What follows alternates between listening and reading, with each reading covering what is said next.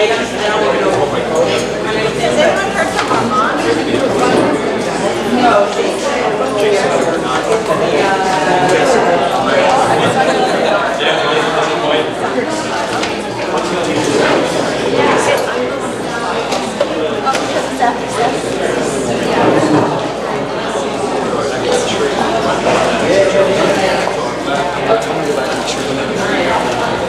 everything's on. It's so late.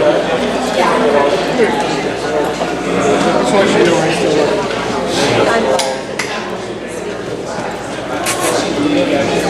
2 minutes. Please finish up those speaker cards if you have them.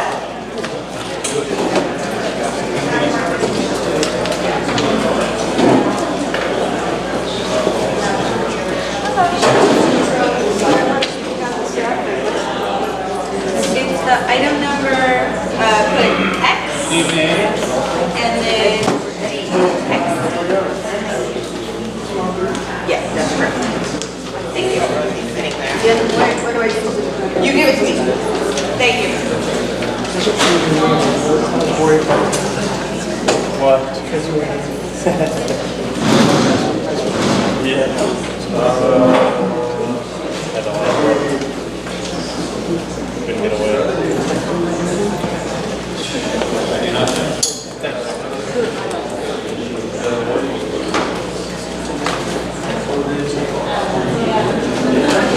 1 minute, ladies and gentlemen. Please finish up your speaker card. Yes.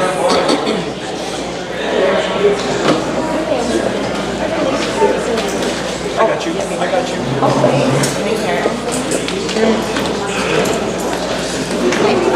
Give it to the chair. Oh, that's, yeah.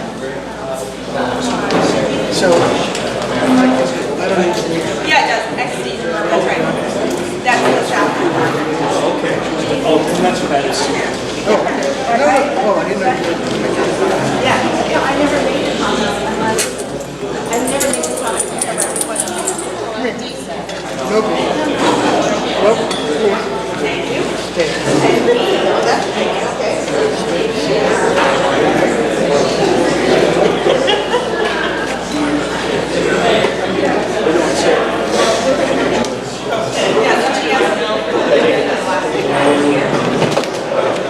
So you want to do that?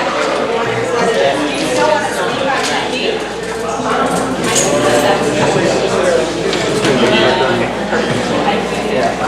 Is that fine? Yeah. All right, great.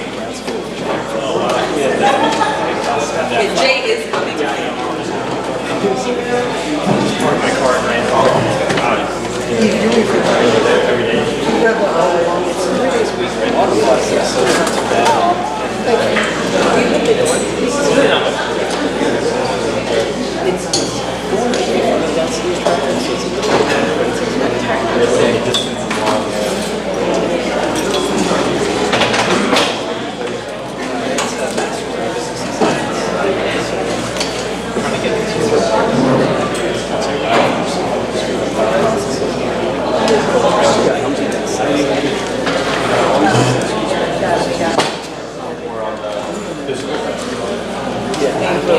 I'm not. No, I'm not.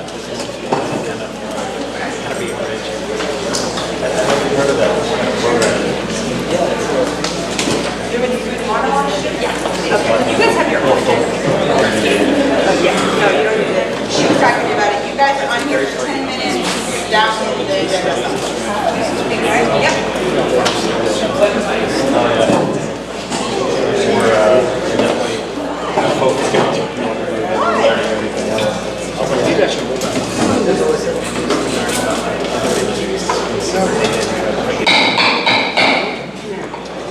Since I got the gavel, I might as well use it. Okay, I am going to go ahead and call this meeting to order. I'd like to tell our audience that there's going to be a couple things taken out of order. Item number 8 on the agenda will be moved up to after the community partner reports. That's the only thing that's changing on the agenda, but I do want everybody to know. If you decide at some point that you do want to fill out a speaker card, please, as quietly as possible, just bring it up to me and I'll put it in the stack. Okay, that having been said, Madam Secretary, do you want to take attendance? Of course. Armand. Here. Danilo. Here. Dessa. Here. Eric. Jamie. Here. Jay Handel. I know he's gonna be late. Jay Ross. Here. Jean. Gian. Naomi. Here. Partho. Here. Ron. Rosie. No, she'll be late. Jonna. Okay. We have quorum. Okay, great. Now, I don't have any speaker cards for general public comment. Is there anybody in the audience who would like to offer a brief general public comment, please? Okay, then I'm going to move on to the community partner reports. We have a lot of these tonight, so if I forget one of our community partners in the audience, please remind me. Officer Levinson, why don't you kick us off? Tell us how we're doing. Good evening, how are you? Good, how are you? I am going great. Hey, good evening, everybody. As far as our community, our crime continues to go down, which is a great thing. Our burglaries from motor vehicles are going down, our thefts are going down. However, this week we have had a rash of what we call burglaries. People entering either a residence, apartment, and going in and taking stuff. So I'm going to go back and preach our Hide It, Lock It, Keep It campaign. Your vehicles, you got to keep them locked. You have to keep your valuables off the seat in the trunk of your vehicle. A couple of our burglaries, the suspect actually went into the apartment that was open and locked. So we get comfortable living in West LA. We have, as far as our safety, we're relatively safe. Well, let's not get complacent. Let's go back to being good neighbors, looking out after each other, locking your doors. If you have alarm systems, utilize it. If you have floodlights, lighting systems, use that. The community working together, our cleanups are effective. It's sending a message that we really care about this area and we want our crime to go down. It increases our quality of life. The most important thing is we can walk to the corner and get ice cream tonight with our loved ones and feel safe. That's really the end goal. So we're achieving that. We're lucky. We're lucky. Questions from you all? Nobody? Good? Yes, ma'am? So there was a lot of helicopter activity this week. This morning, the helicopter activity. Pardon me? It was, So last night, yes, ma'am? I think, There was something yesterday, there was something today. It was some suspects that we were looking for in conjunction with the sheriff's department. So the mutual aid aspect of us working together with our other partners in law enforcement and fire department, working together. So it's not just LAPD working, but able to ensure your safety. So sometimes we hear the helicopters. Sometimes when we do have an incident, maybe like a stolen vehicle or something, some of those helicopters may be the news, and maybe the press, and they're hovering. If it's a slow news day, they may just park at the 405 to get shots for traffic and stuff. But if it's anything earth-shattering or anything that's going to put your lives and your safety, in danger, if we don't do a press release right away, you all know how to get me on Twitter. If there's something important going on in the neighborhood, if I'm not working, I'll get a call. I'll put it on Twitter and let you all know. And most of you know how to get that. And if you don't get my crime briefing, talk with the council. I'll put you on my weekly crime briefing, which obviously I send out every week to let you know the numbers of our crime stats and so forth. Yes, ma'am. Last week, the position going around and around. They were releasing some kind of message that no one understood. What do we have to do in order to understand that? Go to the station and find out what is the message that we don't understand, because it's at least from the government. All the neighbors were concerned, but we didn't understand the message, or the request, or whatever instructions. You can call the station on our front desk.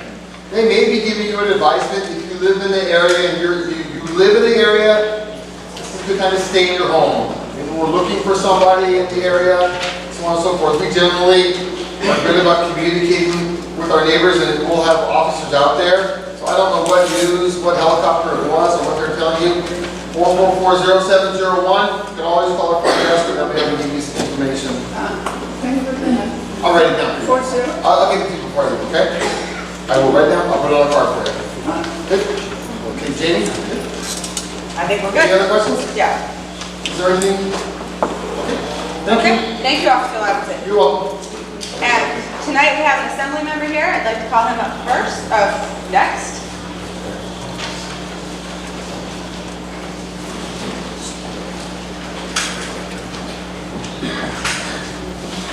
Thank you, Chair, members of the board. My name is Sebastian Ridley Thomas, and I have the distinction and pleasure of serving this area, about 2/3 of the neighborhood council area in the California State Assembly. I just wanted to come by and say howdy. Many of you know my deputy, Brian Adams, who attends these meetings on my behalf when I'm in Sacramento. We recently adjourned our legislative session, so I'll be around throughout the week. Until the end of the year, we go back into the second year of the legislative session in January. I will be roughly flying back and forth from LA to Sacramento until Labor Day of next year. That's how the calendar works. Many of you have been aware of the big ticket items that the legislature has addressed in this past year. Started off with raising the gas tax to fund street improvements. So everyone that has a complaint or a concern about your streets in and around this neighborhood council area, make sure that we get information on them, because part of the reason why I wanted to support that was to make sure that our streets were repaved, that they just weren't slurry sealed, that we got concrete, which, as many of you know, has a much longer life, roughly double the life of asphalt, much more environmentally friendly. There'll also be several improvements along the state highway system in the Los Angeles area, and we're asking Caltrans to improve their efforts towards beautification. So when you see things along the highways that you have concern about, be it blight, visual blight, collection of trash, graffiti, homeless encampments, and the like, please reach out to our office. We advocate on your behalf at Caltrans, and I drive everywhere when I'm in town, particularly in the evenings, to see what's going on. I can't catch everything. You're our eyes and ears. You can, of course, report it to 311. They'll forward it to the state, but it's a Caltrans responsibility. We think that Caltrans now has the maintenance budget adequate to cover the intermodal highway system in LA for removing those signs of visual blight and the lack of ongoing maintenance. Second thing we took up, it was a pretty substantial, was that time? No. We're not that specific. Was the cap and trade extinction. So until 2030, the state will have a system to cap the amount of CO2 emissions that come from large institutions and commercial and passenger vehicles. There will be a price associated with that emission, particularly from what they call the stationary sources, the businesses that emit, and they have to pay to emit, and the revenues will be allocated across 14 different areas for all kinds of things that are supposed to help capture CO2, help industries sustain themselves that are cleaner, and then to help individuals more efficiently live their lives. Everything from the vehicle rebate program that's funded through there to tree replacement. So we love to work with the neighborhood council to identify trees that are problem trees, and if you're open to it, be a potential grantor or a grantee rather from the urban forestry money. It comes from the California Department of Forestry, and the problem trees that have roots that buckle the sidewalks and the like and are digging into the pipes. We've been advocating for the State Department of Forestry, it's called CAL FIRE, as a nickname, to use that urban forestry money in LA for that. We're working with tree people to enhance that effort. It's a problem across the district that I represent. It would be, I think, a great thing to have for this area, this neighborhood council as the lead agency applicant. That way the money can come directly to you, and you can use it for Conservation Corps, another nonprofit, or another vendor to perform that. So we'll get you the details of the other programs, because we may get ideas that we won't have about good and worthy programs. Grants vary in size and scope.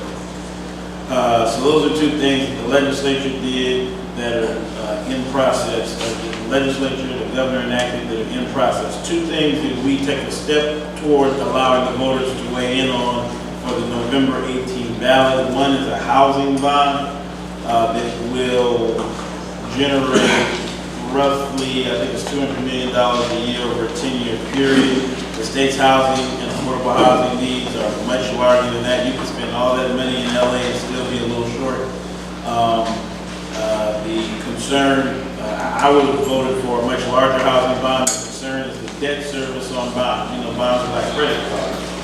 The debt service on bonds gets to be very expensive. And under the state constitution, and probably local governments too, debt service is the first recipient, even before pensions and health care and education, which are all in the Constitution. Debt service gets first priority. So the governor asked the legislature to reduce the size of the housing bond. I think it's a total of, it must be $2 billion, and it's over a 10-year period. So we'll sell bonds on the market and then begin the debt repayment. The people of the state of California will have the opportunity to vote on that housing bond on the November 18th ballot. The ballot title and summary has not been published yet. I think it'll come next year, mid-year. So we'll get you that information, give you the rationale for why we supported it. We think it'll help the west side and adjacent areas. There are also some reforms to get expedited review of housing in order to get the money to spin out of that pot and not waste it. Lastly, one more thing we took a step on that the voters will be able to weigh in on is the parks and water bond. Everybody remembers Oroville. You know, there's a dam upstate. Actually, Southern California draws a portion of its water from, and the rain was such that it nearly reached the top of the water, and they call it spillways, the outlets for it were damaged from lack of maintenance. Believe it or not, LA is responsible for half the cost, just because of the way that was financed 60 years ago under Pat Brown. So we put a little bit of money, a couple $100 million in the Parks and Water Bond to pay for that. So I'll be advocating for its passage in November of 18, because if we don't pay for it, if that bond fails, we'll just have to pay for it out of the general fund, and then we're competing with everything else that everybody likes that I advocate for, but the governor or other folks from other regions say no, we're going to take that money. So that's the rationale for the water side. Park side is just to increase park space. The areas that are going to be probably most impacted, that are immediately either service this area or adjacent, would be what I think it's called the Mountain Recreation and Conservation Authority. That's what builds most of the park space on the west side and helps support, that's the state apparatus that supports the Santa Monica Mountains and the like. So you'll have an opportunity to weigh in on it. I voted for it because I thought you deserved a chance. It's not a bad thing to have more parks and improved water infrastructure, greater green space, pocket parks, improved facilities and the like. Thank you for allowing me to share a few thoughts with you, members of the board, members of the audience that are from the area. I don't know if I've spoken too long to take questions. If you want me to, I'll take them all at once and answer them in rapid fire succession. What I think might be a great idea is if you can give us some white paper to put up on our website. People have questions for us, we'll forward them on to your office. We'd love to have more updates coming from the state. I think it's very important, and we do appreciate your time as well. Indeed, we'll make sure to do that. You can find us on Twitter at @SRidley Thomas, at @SRidley, R-I-D-L-E-Y, Thomas, T-H-O-M-A-S. Thank you so much. Thank you very much. Have a great evening.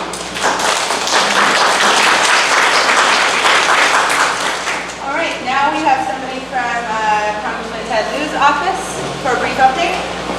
Good evening, everyone. Janet Turner with Congressman Ted Lieu. Nice to see you all again. The Congressman has been very busy. I'm sure you all know about the Equifax breach.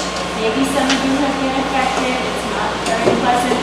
Congressman immediately asked for an investigation, and one has begun in Congress.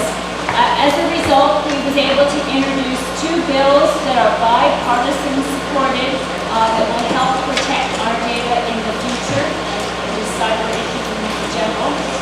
And we was also able to get additional money appropriations to set up scholarships to train people in cybersecurity. We need more people who understand that to help protect us in the long run. On a more fun issue, in the back, I've left a few handouts. There's a list of the type of federal agencies that the Congressman's office can handle. You know, if you have IRS, if you have Medicare, if you have post office issues. If you are a constituent in the California 33rd District, feel free to call us. Again, there's a handout in the back to remind you. On the back of that, we want to also let you know that if you are with a 501c3 and you're applying for a grant, the Congressman is willing to consider writing a letter of support for your grant. So again, you can just contact our office for that. We'd like to provide that as a service. And then if you have any young people in your family, 2 things. There's the Congressional App Contest. They can create an app. The winners get scholarships. So it's very cool. And if you know anyone who has a youngster who wants to go to the military academy, they have to start the application process right now. It has to be in October, November. And so there, again, on the back table, I have left some flyers for you. We're always here for you. It's always so nice to see you all. Please feel free to reach out if we can do that. Thank you.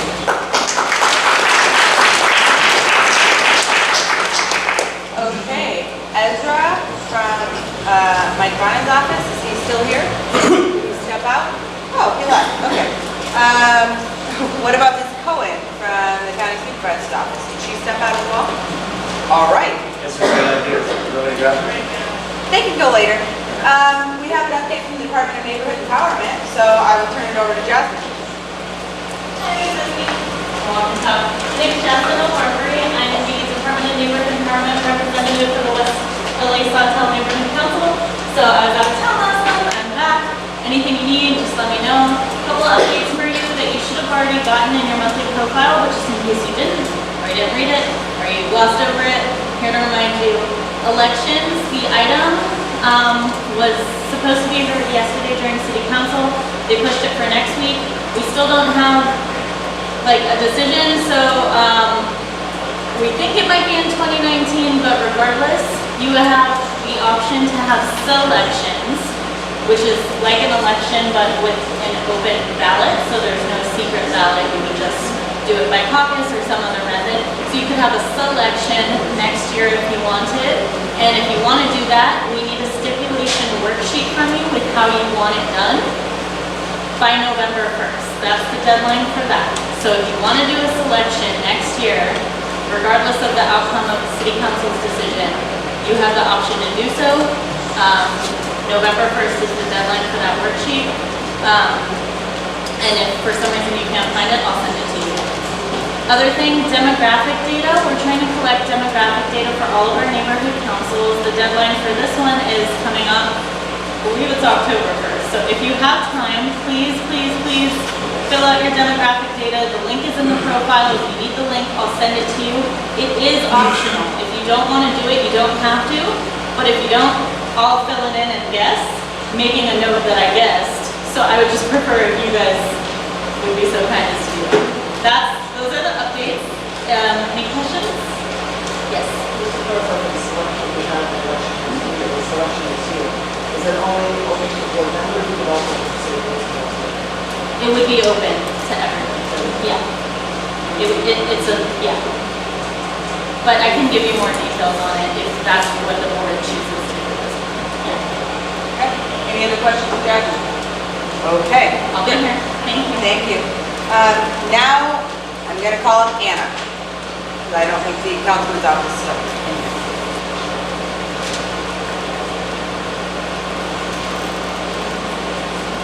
Hi everyone, good evening. My name is Anna Weezar and I'm with the Office of Community Beautification and we're located at a City Hall. Just going to tell you guys a little bit about our office. First of all, how many of you guys have downloaded the 311 app or use the 311 app? What do you guys use it for? So that's actually what our office does. We actually oversee all the contractors that remove graffiti. So please continue to use our 311 app.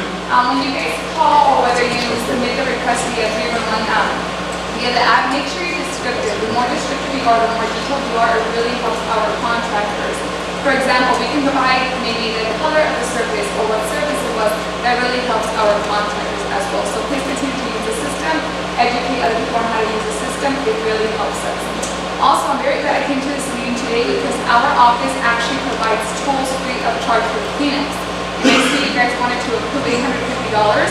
There's no need to do that because our office provides free tools for any cleanup that you guys may have. So please have more cleaners. We provide all the tools free of charge. We deliver them to you and pick them up if need be. So we have enough tools for 5,000 people. 5,000 people. So I just gave you guys a $1,000. And can I ask you what kind of tools are those? Yeah, we have shovels or shovels, we have brooms, we have trash bags, gloves, everything you need, pretty much. If there's something you don't have, that we don't have, you can purchase that. But we have a list that I can send you tomorrow morning with many, many things. So if you guys are involved with any organizations, any clubs or anything, please have cleanups. We have all the tools for free. You guys, no cleanup is too big, no cleanup is too small for us. In San Fernando Valley, we have 4 people pick up 64 bags of trash per week. So please have cleanups. Also, we work with the Bureau of Sanitation as part of the Clean Streets program. So we also assist with removing weeds and picking up loose litter. So if you guys have any locations that have a lot of overgrown vegetation, especially with the rain last year, please let your council office know and they can send it to us so we can have our contractors remove it as well. So if you guys have any questions in regards to graffiti or public right-of-way questions, I'd be more than happy to answer them. A couple months ago, we had a wave of some gang graffiti, and Officer Lazenson mentioned that they don't get the reports from when we post on 311. So I don't know if there's a way that could be forwarded to them, so it's in their records too, because he asked us to email separately as well. That could be streamlined. You can contact me directly, we can figure that out. Yeah. But any of the companies. The vegetation and everything else, is it free of charge? Yeah, everything's free of charge here. Everything. So our contractors don't really work on median islands because that's too grand for them. The street services actually has someone who does that. But let's say on the sidewalk, there's a lot of overgrown vegetation. Let us know. That's free. Yeah, but let your council office know and they can send it to our office. Typically, how long is the turnaround? So is it good or bad? For graffiti or for graffiti or graffiti, we strive to do it within 72 hours. That's our goal. Usually, sometimes we do it within 24, sometimes it takes a little bit longer, depending. If it's just so that you guys know, if it's like on the freeway, that's Caltrans. So if you guys are ever in Delco, please contact our office, submit it to 311, and we can direct it to the proper agency, or we'll submit it ourselves. But please, that depends. It depends on our contractors. Our contractor focus is graffiti, but we try to do it within a week or two. And the graffiti, is that also on private property? Because recently there were several garages that were tagged. Correct. So anything that's visible from the public right away, that's what we can remove. Let's say even if it's a private property and it's in the back, we can't do it because it's not visible. But if it's private property, all we need is consent, a consent form completed by the owner, and we can remove it. Definitely. Great. So if you guys have any questions, I'll be here for a few more minutes. Other than that, I can leave our flyers in the back with my car. Great, thank you so much. You're very welcome.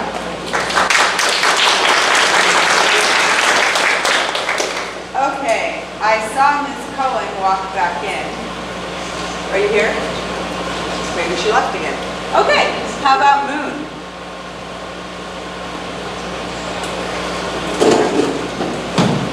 Hello everyone, my name is Moon, and what I'm going to talk to you guys today has nothing to do with... Very hard to hear you. Can't hear you today? I tried. My name is Moon, like the moon in the sky, that's my name. I'm from WLA. We are a non-profit and we are dedicated to mental health. The reason I'm here today is to tell you that I'm sure many of you don't know, it takes our entire brain to make a cup of coffee. We don't pay any attention to our brain, and we live in a culture which is obsessed with physical health checkup every year without fail, blood pressure, cholesterol, and we do not take care of our brains. What is it that we do? We, in our effort to raise awareness towards Alzheimer's and dementia, which is right now, I'm sure many of you are aware, has been acknowledged as an epidemic. 300,000 people in Los Angeles, that's just in the next 10 years, are going to be affected. Many of them are going to be in the age bracket of 50 to 65. It is no longer affecting people who are really old that we say, oh no, I'm not a senior, I'm only 52 years old. We should at least know what's going on up here, which is running our entire body. If one part of our brain is not working properly, we wake up in the morning, we will not be able to make a cup of coffee, and that will be the end of our independent living, which is so important to us. Alzheimer's Association has recommended that every year, once a year, we should do a cognitive assessment. It's called a standardized cognitive assessment, and it is recognized globally anywhere in the world.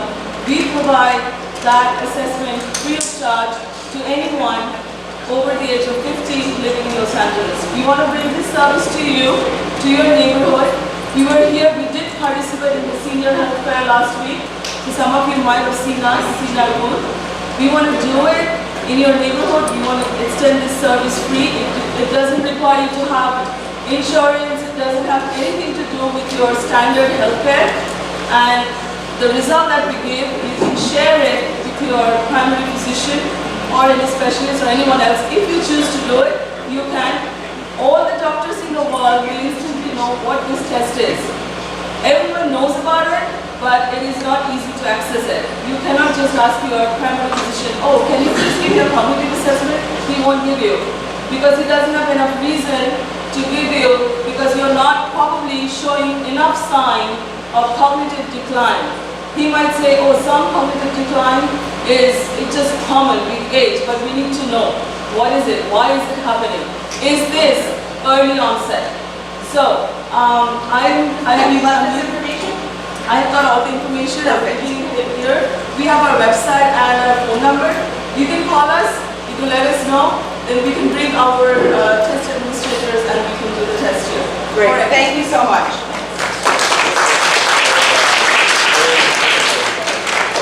Okay, we have Steve Little next. Good evening. I'll be brief. Steve Little with the West LA Chamber of Commerce. Just want to let you know we have our Wednesday breakfast coming up this coming Wednesday before. Our first Wednesday breakfast, we will have Chris Gray, the Vice President of Mawson Company. He's going to be there to talk about housing in Los Angeles, which is a very popular topic. So 7:30 in the morning, if you don't like evening meetings, come join us. That's all I got. Thank you very much, Steve. Ezra, do you want to say a few words? No? Okay, great. So are there any other community partners out there that I forgot? Okay, seeing none, we are now going to move item number 8 up on the agenda, and that is a presentation by Lisa Dedmore of Grace APS, a medical marijuana pharmacy, regarding a permanent license. So, Lisa.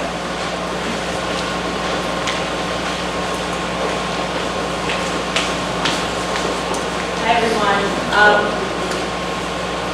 It's good to see everyone here tonight. Thank you for taking time to listen to us tonight. The new regulations that the City of Los Angeles is enacting require that each legal marijuana business have a community liaison. We're here to introduce ourselves to you as Grace. My name is Lisa Dedmore. I'll be acting as a community liaison for Grace Medical Marijuana Pharmacy. Grace Medical Marijuana Pharmacy is applying for a permanent license to operate in the City of Los Angeles. Grace advocates compassion, tolerance, and understanding to towards people from all walks of life. The mission of Grace Medical Marijuana Pharmacy is to create a place where people can find relief from illness without the stigma and unpleasantness often associated with this industry. Since 2009, Grace has been one of the most trusted names in the medical marijuana community. We've established relationships with doctors and researchers at the RAND Corporation, the Veterans Administration, UCLA, USC, the Akasha Center, Kids, Greenbridge Medical Center, the National Institute of Health, and the National Institute for Drug Abuse. Grace has been featured on NBC News, the Los Angeles Times, PBS, and National Public Radio. It's active in raising money for local charities, supporting a variety of local causes and youth organizations. We continually sponsor Project WLA, Kids, and the Cody Williams Recovery Fund. Maintaining a professional and caring staff is central to the mission of Grace. Our employees, under this new law, and now, are required to undergo rigorous training based on the guidelines dictated by the state of California. At Grace, we're committed to equality and diversity in our hiring practices. Our policy is to hire one female employee for every male employee and one minority for every non-minority applicant we employ. The practice ensures that at all times over 50% of our workforce consists of women and minorities that have been economically disadvantaged and adversely affected by the criminalization of cannabis. All Grace marijuana products will be packaged with safety being paramount. No matter what amount is being purchased, it will be distributed to the patient in a child-safe bag, tamper-resistant, as required by the new regulations. All medical marijuana products will be accurately weighed and labeled. The label will contain the accurate weight, cannabis strain name, and suggested dosing requirements. Grace packaging is designed deliberately as to not be attractive to the youth. Labeling will be to inform the patient of the medicinal information and directions on how the medicine is to be administered. At Grace, we have a long-standing business relationship with SC Labs, and SC Labs will be testing all cannabis products.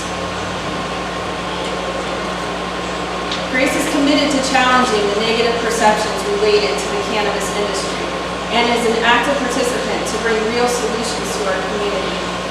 Grace acts as a representative and liaison for the cannabis industry and members of the scientific and academic community.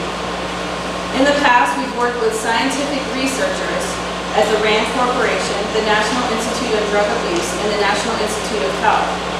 At present, we are collaborating with Dr. Irene Wu and Dr. Tim Fong of the UCLA School of Psychiatry, providing tours of our facility, as well as lecturing students on the latest uses of cannabis in medicine.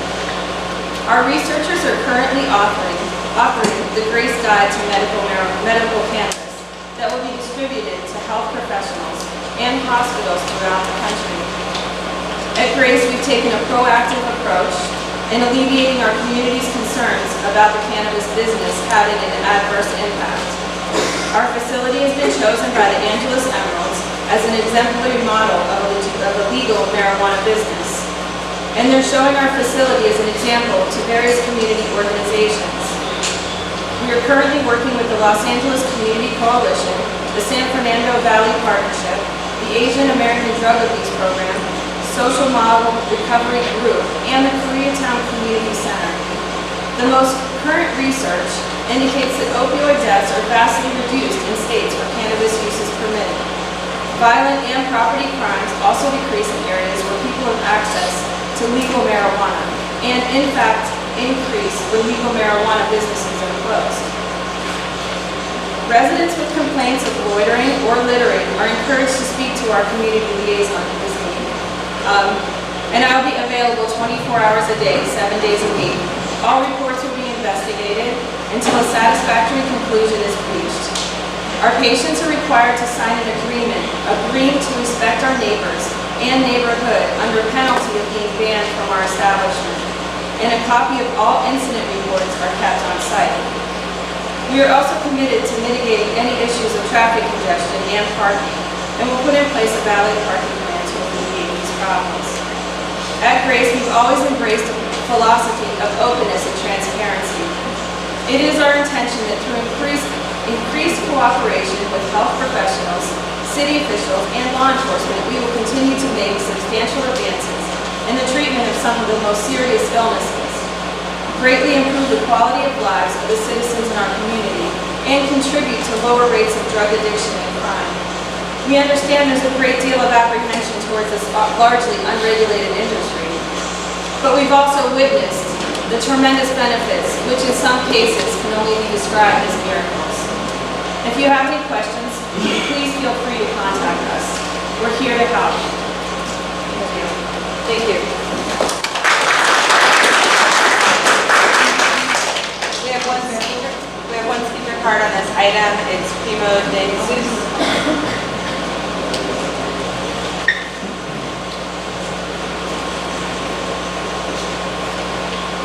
Honorable council members, my name is Primo de Jesus. My grandparents moved to Santa Monica in 1927, so I've been here since 1950, so I'm a long-time local. You know, I'm here on behalf of the city of Santa Monica because in Santa Monica they don't have no dispensary. So if it wasn't for Grace, I'd have to go to La Brea and keep it open. But I just want to, support them and let you know that I've come to know them, and they're just absolutely really an amazing group of people. And so I want to encourage you to give them their blessing, as far as, through their licensing process and stuff like that. They've been absolutely amazing. They've been so generous because I'm on Social Security, and so they're really carrying me at the end of the month. So I just want to encourage you to, support them and through their license process because they've contributed to this community for like 9 years. So thank you very much, Mr. Davis.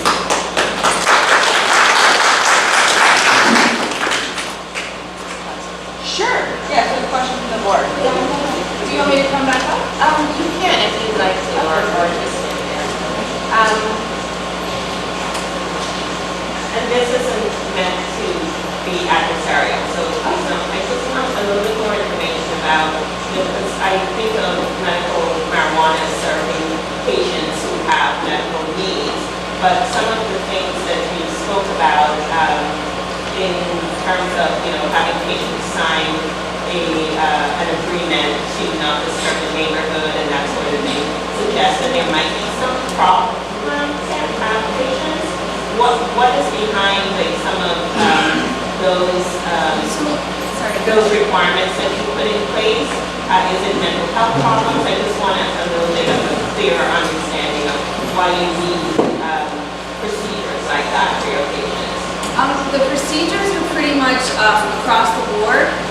They come down to us either through attorneys or through the city that posts them on the site. And so we just follow what the city tells us to do. We just want to be completely in compliance. Yeah.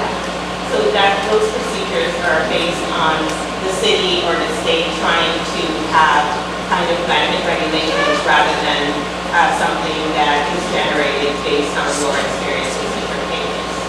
Yeah, and we actually are required to have signs up that say, please respect our neighbors, and they told us exactly what wordage to put on those signs. So we have those posted all over our place too. So even if a business like yours doesn't really have any of these kinds of problems, you would still be required to? Yes, absolutely. Yeah, and you have to submit pictures that you have them up and everything. Okay, thank you for clarifying. Yeah. Is there Any other questions from the board? Are we going to entertain motion, take action tonight, or some questions I'm not going to ask you if we're not going to? Well, I don't think that Grace is actually asking us for any motions. They just wanted to present to us. Make connections. Pass some questions? Sure. We've got about 7 minutes What's your left. security plan? What's our security plan? So we have bay alarm. So we have cameras all around, and we have motion sensors on those cameras. Now we also have a security door. So when you come in the front door, there's a buzzer door right after that, and we also have a security guard on the site following. Is your cash system secure? Because these places are targets. You have cash, right? We've been open since 2009. Yeah. Hasn't been an issue, but I don't know exactly what you mean by our cash system. People get murdered at these places because people want to get cash. You know that, right? I think you know. It's been a guess. It's been a million times. Mr. Ross, I will ask you to allow her to finish answering your question before you start another question. No, I do understand that. I have read that in the paper. And it hasn't been an issue. And we've taken all the security concerns that we can. You know, we make sure that our security guard is accompanying anything that we need. There was some police activity in your place in the recent past. What was that about? How many times were they? And what happened? This basically the city attorney was told incorrect information, and my attorney's still working it out with them. But it does happen. So this is why we're really happy that this licensing is coming out, because even if you're following every part of the rule, before that they could hear something that wasn't right, and the police could come in and read it. And basically that's, you know, we're still litigating that. Get any arrests out of it? No. Staff? I mean, they took our staff, but they left them to go on their own cognizance. Okay, what's the process and what's the criteria for granting a license? What's the city agency and what's the department? Is there a limit on number of dispensaries based on council district? Do you have to be grandfathered in? These are all really good questions. Right. And I have to tell you that they were supposed to have the applications by October 1st, right? But I went to the city council meeting on Monday, and they're still trying to hammer it out. And so I've been talking to a few of the groups and going to a lot of conferences trying to see what these actual rules are going to be. Application's basically going to be about 700 pages long. And it's a really intensive process, but I don't know the exact specifics right now because nothing's been voted on or said. I appreciate all these questions, thanks. Do you have any other ones? No. And if you have any more, please reach out, definitely. All right, well, thank you very much, appreciate it, thanks again. I will remind our audience, if you need to have conversations, please go outdoors to do it. It's a little loud. Okay, the next item on the agenda are the approvals, but we're going to wait. I'm going to talk about this motion to support preferential parking from Amherst, Wellesley, and Carmelina from Idaho to Nebraska. And Daniela, this is you. That is 5. So I would like to ask the council to give us to vote on this motion to introduce. Can you? Sorry. I'd like to introduce a motion for the council to give support to preferential parking between Carmelina and Amherst in west of Bundy, bordering with Nebraska and Iowa. Because we're getting that whole block of neighborhood is suffering a great deal from parking from the neighboring businesses. Most of the parking there is open, and some streets do have the 2-hour parking, but that is not the way to do it because a lot of the neighbors get hurt themselves when the traffic enforcement comes around. They wind up us getting tickets. So we wanted to get the city 11 to support us to get the DOT to the study and see if we can get district parking in that area. So I'd like to. Okay, so there's been a motion on the table to allow to have the neighborhood council support preferential parking in the area described, Amherst, Wellesley, and Carmelina from Idaho to Nebraska. Is there a second on that motion? Because I don't think he's aware that there's actually another group that actually submitted petitions, and they're working with Lonnie's office, and they've actually submitted to DOT. So it's from it's the area west of Bundy to Centinela, and then north of Nebraska to, I've asked them to include Santa Monica because there are some family houses north of Ohio, and also along the east side of Centinela as well. So Patrick Gamboa is here, and he's actually part of the group that actually started this. So they do have the support of Lon's office. Okay, so then what? Well, the question is, are you moving to amend his motion that the council then support that project? All he's asking for is motion for the council to support. Because the only thing that's required is the letter from Bonnie's office. There's nothing required from the council on this permit agreement. I understand. Nonetheless, there's a motion. And so the question is there a second? If there's not, I'm still going to take public comment. So if it fails for lack of a second, that's fine, but we've got people that would like to see it. So why don't we take public comment? We'll see if the second takes you up on your motion. So I am going to start out with Ron. Hello. So I have a question. What do you mean when you say preferential parking? Is that to replace the 2-hour streets, or is that in addition to, like 2-hour except by permit? What is the suggestion? So, what I understand for this parking is that you have a permit as a resident of that area. We park 24 hours a day there, except maybe for the sweeping days. And nobody else can park there unless you extend them one of the permits. So the 2-hour would go away, yes. The preferential would come in? Yes. Okay. So, and how, does anyone know how the 2-hour got there by any chance? Do you remember the... No, I think some neighbors went around and they collected signatures for that. Yeah, because I'm on the next block, so I'm technically not affected at this moment, but I'm the next block. So kind of what happens with the momentum is that if you go to 0 parking in the bordered area, it forces the parking out. Now that's good because it distributes it across a bigger radius, which is more fair. The fewer, the less density and competition for the tight areas. But I have to say that in other business districts that are more competitive, like throughout this neighborhood here, where the business district is larger, the demand is greater, and the housing density is higher, there are still no limitations. There's no 2-hour, there's no permit parking. Whatever is mitigating it is they're doing fine. Now, since I'm on the block north of the affected area, we have always been used to business traffic. And when I ride or walk down into the bordered area, I don't really see where the parking problem is coming from that generated the 2-hour sign to begin with. So this is taking it further than the 2-hour, and I still don't see more traffic on your block than mine, which is closer to the business district. Now we love it that there's no restriction. I don't want to see any restrictions on my block because we share with the employees who come and go. It's always a dance, but it's a lot better than the dance that goes with the permitting and the administering and the friends and you forget it and you get a ticket, So I'm sorry now. Okay, that was my question. Thank you very much. All right, Pat.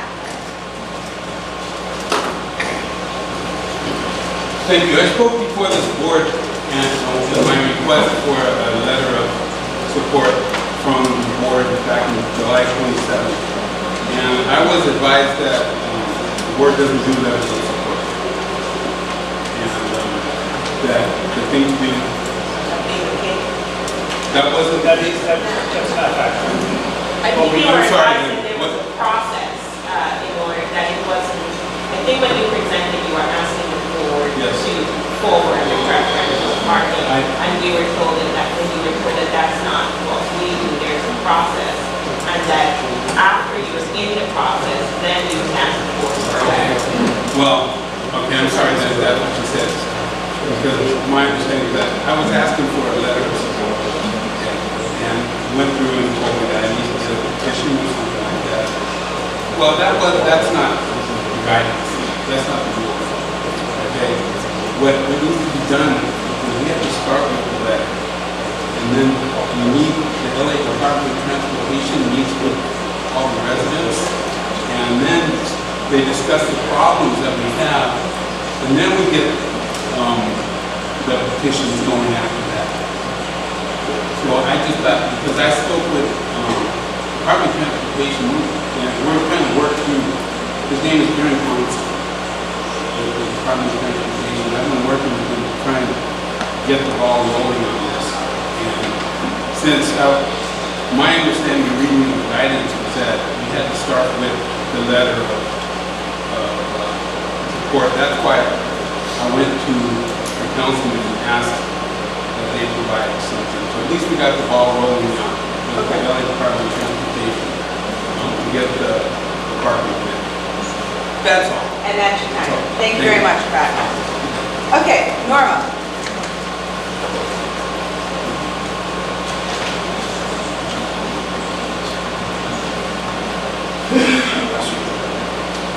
I'm sorry that I didn't understand very well the reason why there are overseas parties.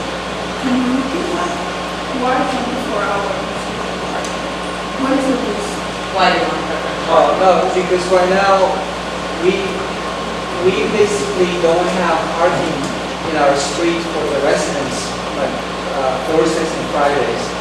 Because the businesses, the people that work in the nearby offices, they park on our street. And they block our driveways on Friday or Thursday, so once you come to your home, there's no place for them to park. Let me ask you a question. What type of buildings do we have in your street? No, we have wild games. I don't know what you do, but we have wild games to the south of Nebraska. No, in your street, the one that you're like there are single houses or apartments? Single houses. If the single houses, why the single houses do not prevent space for their arms under this house? Sorry? If there are single houses affected, why they build the houses do not prevent space, parking space for them under visitors inside the She's asking about you have a driveway. A lot of old homes, they don't have a garage or they don't have a driveway because these are homes that were built in the 1930s. So they don't have, a lot of them don't have it. I'm asking that because in my view, the street belongs to everyone, not to the residents of the street. When they build anything, they have to prevent forcing parking spaces. And Norma, I appreciate your comment. Thank you very much. Your time is up. Jonathan Rowe.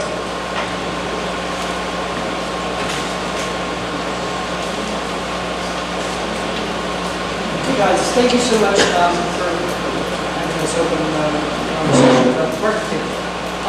I living for over 15 years in Catalina between, just a little bit south of Santa Monica, the first block between Idaho and Ohio and Idaho. So I just wanted to go on the record that we've been impacted enormously over the last decade or more from spillover commercial traffic coming in from Santa Monica. The two large office buildings at the end of Santa Monica, which comprise a lot of medical offices, we have nurses and other staff that park in that block, the first two blocks from Santa Monica down to Idaho. So I just wanted to go on record saying there are a lot of us on that street that would like to be represented with the petition and sort of letter of support by the groups not to be excluded. I don't know why we were maybe excluded. I know that there's been a lot of conversation, things have been evolving, but the other difference that may exist, I don't know if this has anything to do with what's happened with this letter of support, is that Carmelina between Idaho and Ohio and then all the way to Santa Monica is zoned differently than the rest of the neighborhood that we're talking all the way down to Nebraska. It's an R2 zone, not an R1 zone, which allows for 2 single-family homes. So there's a little bit more pressure on us for that reason as well. And there's also a lot of new development going on in the block. But regardless, we very much want to be part of this group. And we've tried over the years to sort of initiate this procedure as well. And it's a little bit Byzantine, as I think you all probably know anyway.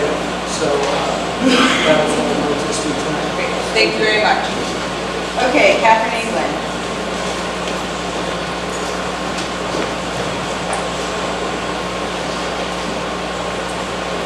I live in Carmelina, and I'm between Ohio and Idaho. And we also have a lot of businesses that fill our streets, but we have a lot of students who also come, as well as the right things, but students from New Roads, I think, school that's over there on Olympic. And it used to be, what was Tom's Shoes for a long time, and they would have, we literally have shuttles that pick their people up and park in our streets. And there are times when we are driving around and we cannot find, if you have a family and you have, our homes were built with single garages, you can't find parking. And then not just the street restrictions on Thursday and Friday, but if you go out during the day, you cannot find a place to park. And worse, there are people who live in their mobile homes, and they come and they park, and they literally stay the full week. So they'll jump from one spot to the next spot, and we've had problems, quite frankly, people, they'll throw their trash out. I pick up trash all the time.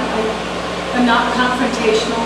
One of my neighbors who did confront someone had human feces smashed into her doorknob from the homeless people or the person who was living in the mobile home, or the trailer, whatever it is. Thank you, Catherine. 5 seconds left. Oh, are you done? All right. Yeah, thank you. Thank you. All right, Tony?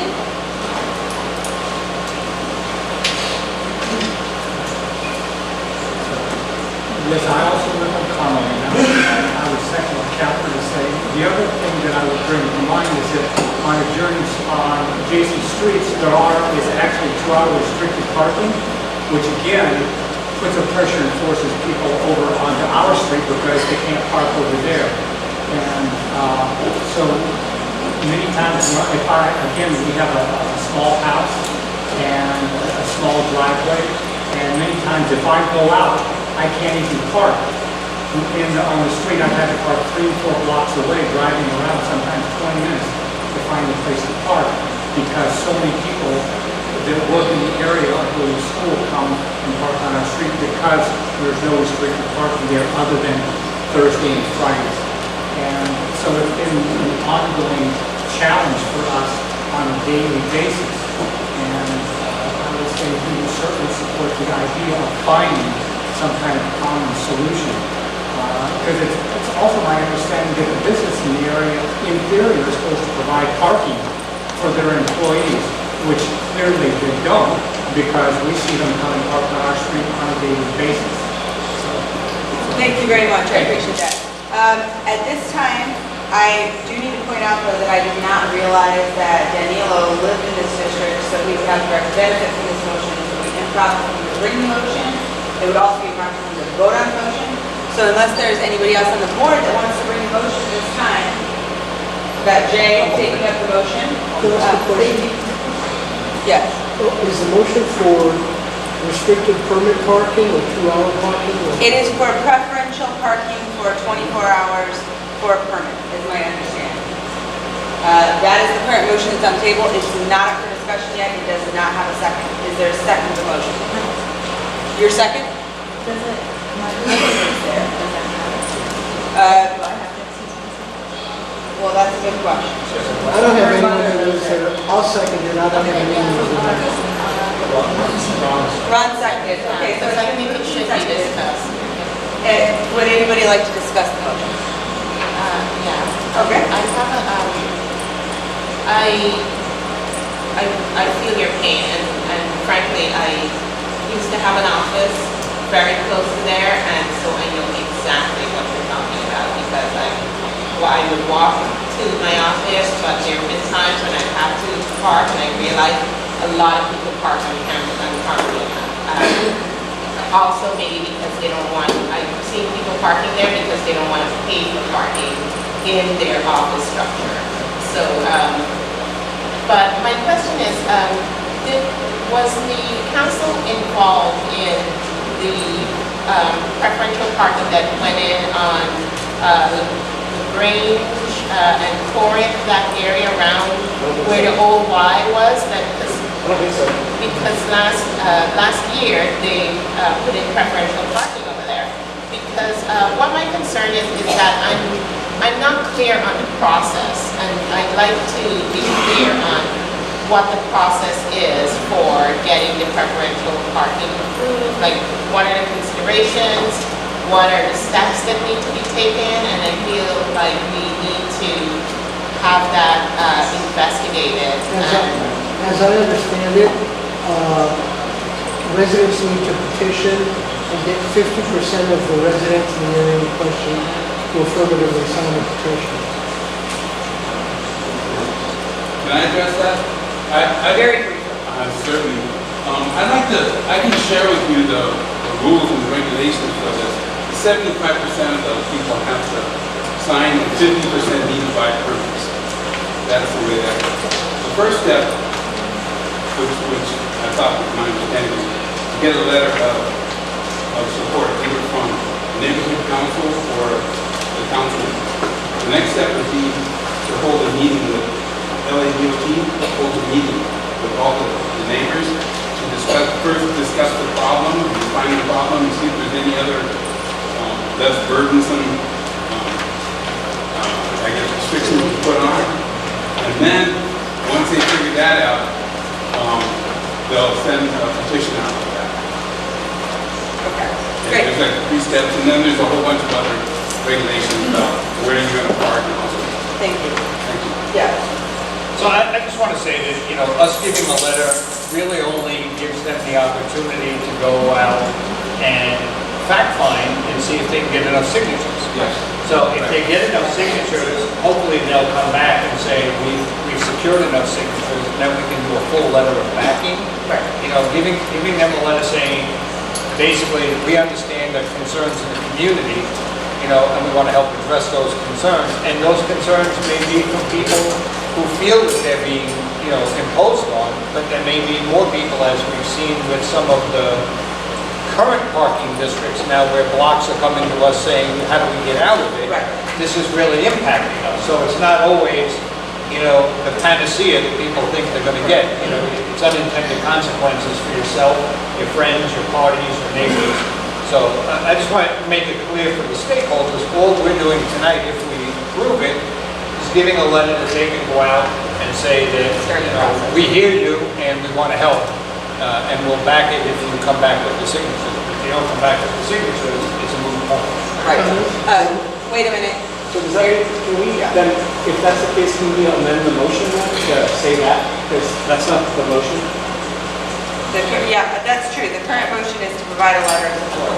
So, I would support them going out to get a petition, but to say that they should have that parking without any petition or without knowing what the stakeholders in their area says, I don't want to support that. But I would support them to go out and make that effort. And that's good.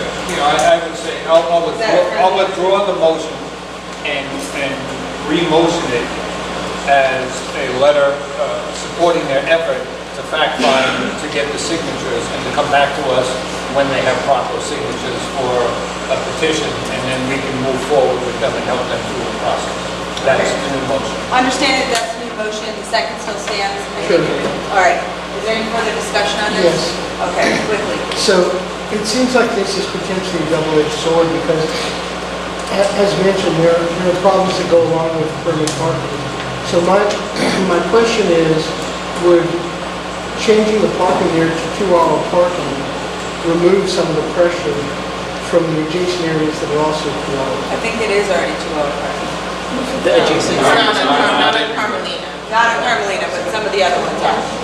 So I think that that's a question after we start finding fact. Right now, this is the first step of getting someone. Well, as the gentleman said, a part of the process is trying to figure out whether there's a less restrictive solution.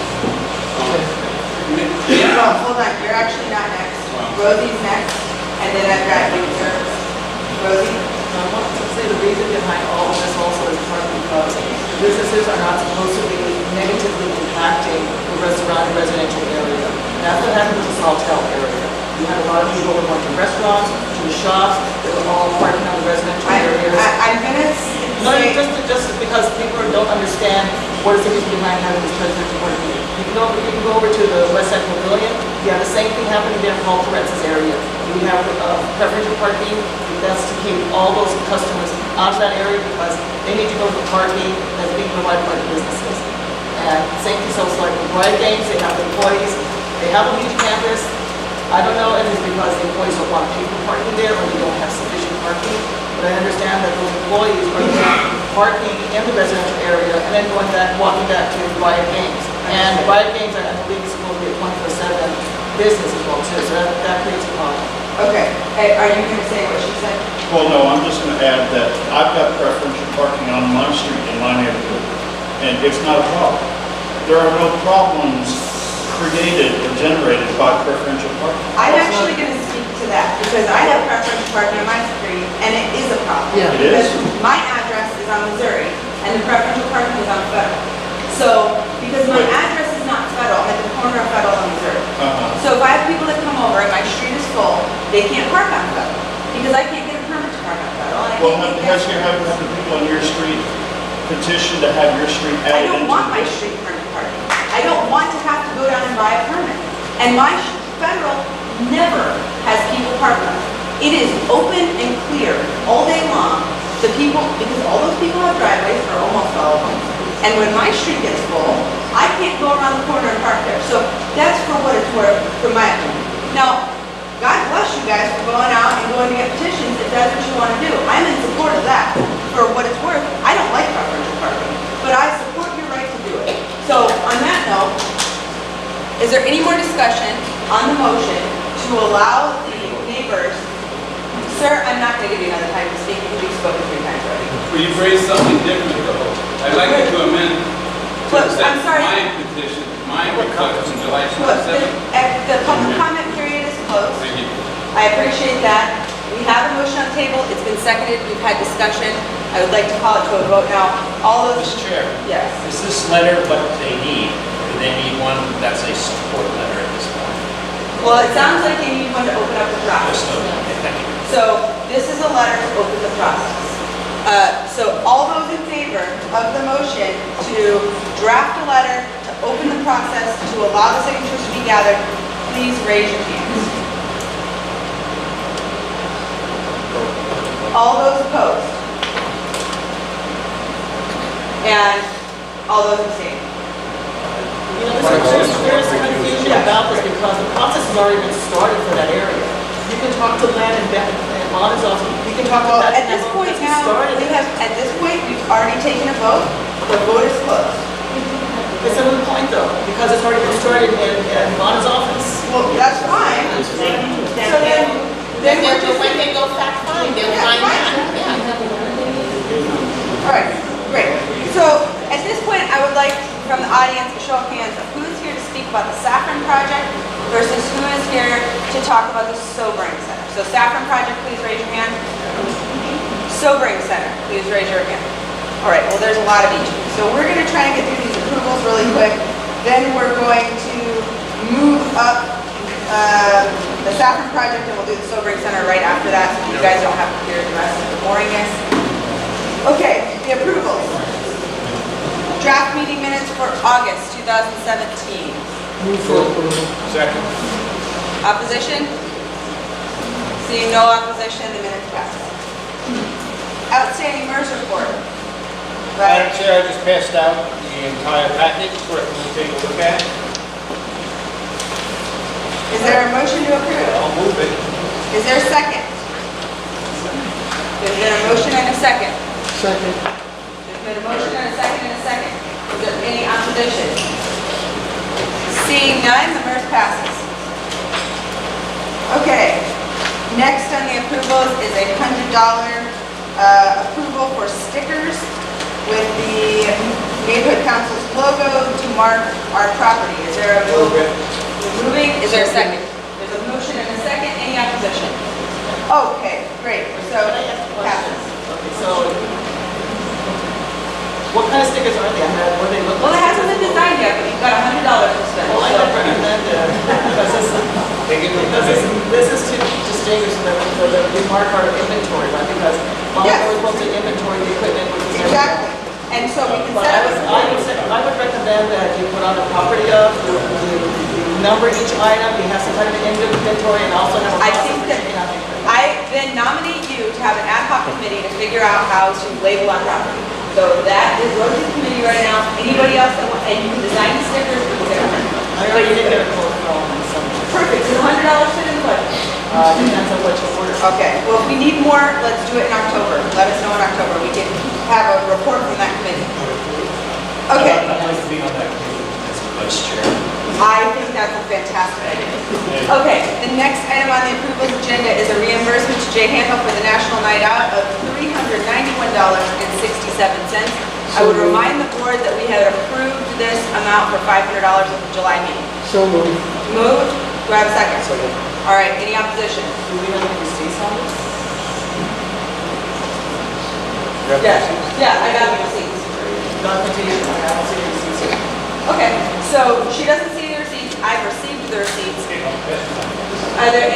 there any opposition? All right, and any abstentions? Fine, it carries. The next item on the approved agenda is $850 for tools for the community cleanup. I think what has been passed for community cleanups, I believe what has been passed around is a budget for what that would be spent on. My understanding would be that these items would be the property of the neighborhood council. They would be marked with the stickers that our ad hoc committee is going to create, and they would be available for use to other community groups that want to sponsor cleanups in their neighborhood. Whether that is I'll get your question in a second, whether that is a vacant lot next to you that's a blight on the community, and you decide that you want to go out and clean it up, you can come to us, use our stuff, and just bring it back to us. So that's my understanding. Rosie, you have a question? Yeah. Well, wait, no, Rosie has a question, but actually, it hasn't been moved or seconded yet. So is there a motion? Sure. $850? Sure. Not power tools. We clarified that. Okay, so there's a motion, is there a second? Second, Jean's got a second. All right, now it's live, Rosie. So I'm kind of curious why Ray Erickson is asking for this, because he actually resigned from the board as an outreach chair. So now he's coming back and requesting these power tools for cleanups, but he can actually partner, he's a nonprofit, he can partner with LA Conservation Corps that does have access to all this equipment. Okay, well, I can answer that question. Because we received an email from Greg Erickson, who used to be on the board, who has been organizing cleanups to keep our civic center and this area nice, and has done multiple cleanups in the Bundy Triangle. So that's why the email's here, because he asked us for the support. Just like Norris Steary is going to come up and ask us for support in a little bit, Greg Erickson is doing it in a way that would make it useful for our Clean Streets project. But I'm kind of curious because he keeps doing the West LA Civic Center all the time. It's actually supposed to be maintained by Parks and Recreation. I guess there's another department as well too. Okay, well, to maintain that Civic Center. Okay, so you're speaking, just so I'm clear, you're speaking against it. No, I'm just bringing up the fact that there's supposed to be other groups that are supposed to be cleaning up the Civic Center. Well, that sounds like we're having a discussion on the motion for or against, so I'm interpreting that as an against.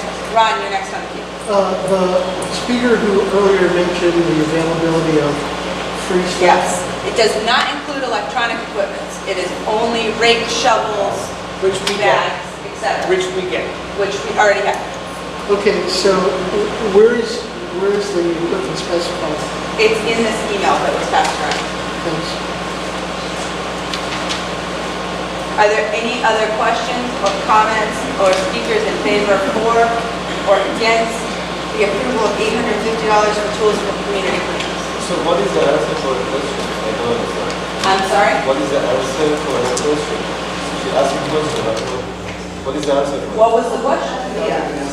I think the question was, why is Greg Erickson asking us for money? And I think that the answer was that Greg Erickson is asking, he's not asking us for money, he's asking us to purchase equipment that would be our property that he could use as well as other people could use and we could use to clean up the community. What about the fact that it's LA Conservation Corps that does have access to this? I understand, but the fact that you brought up isn't a question.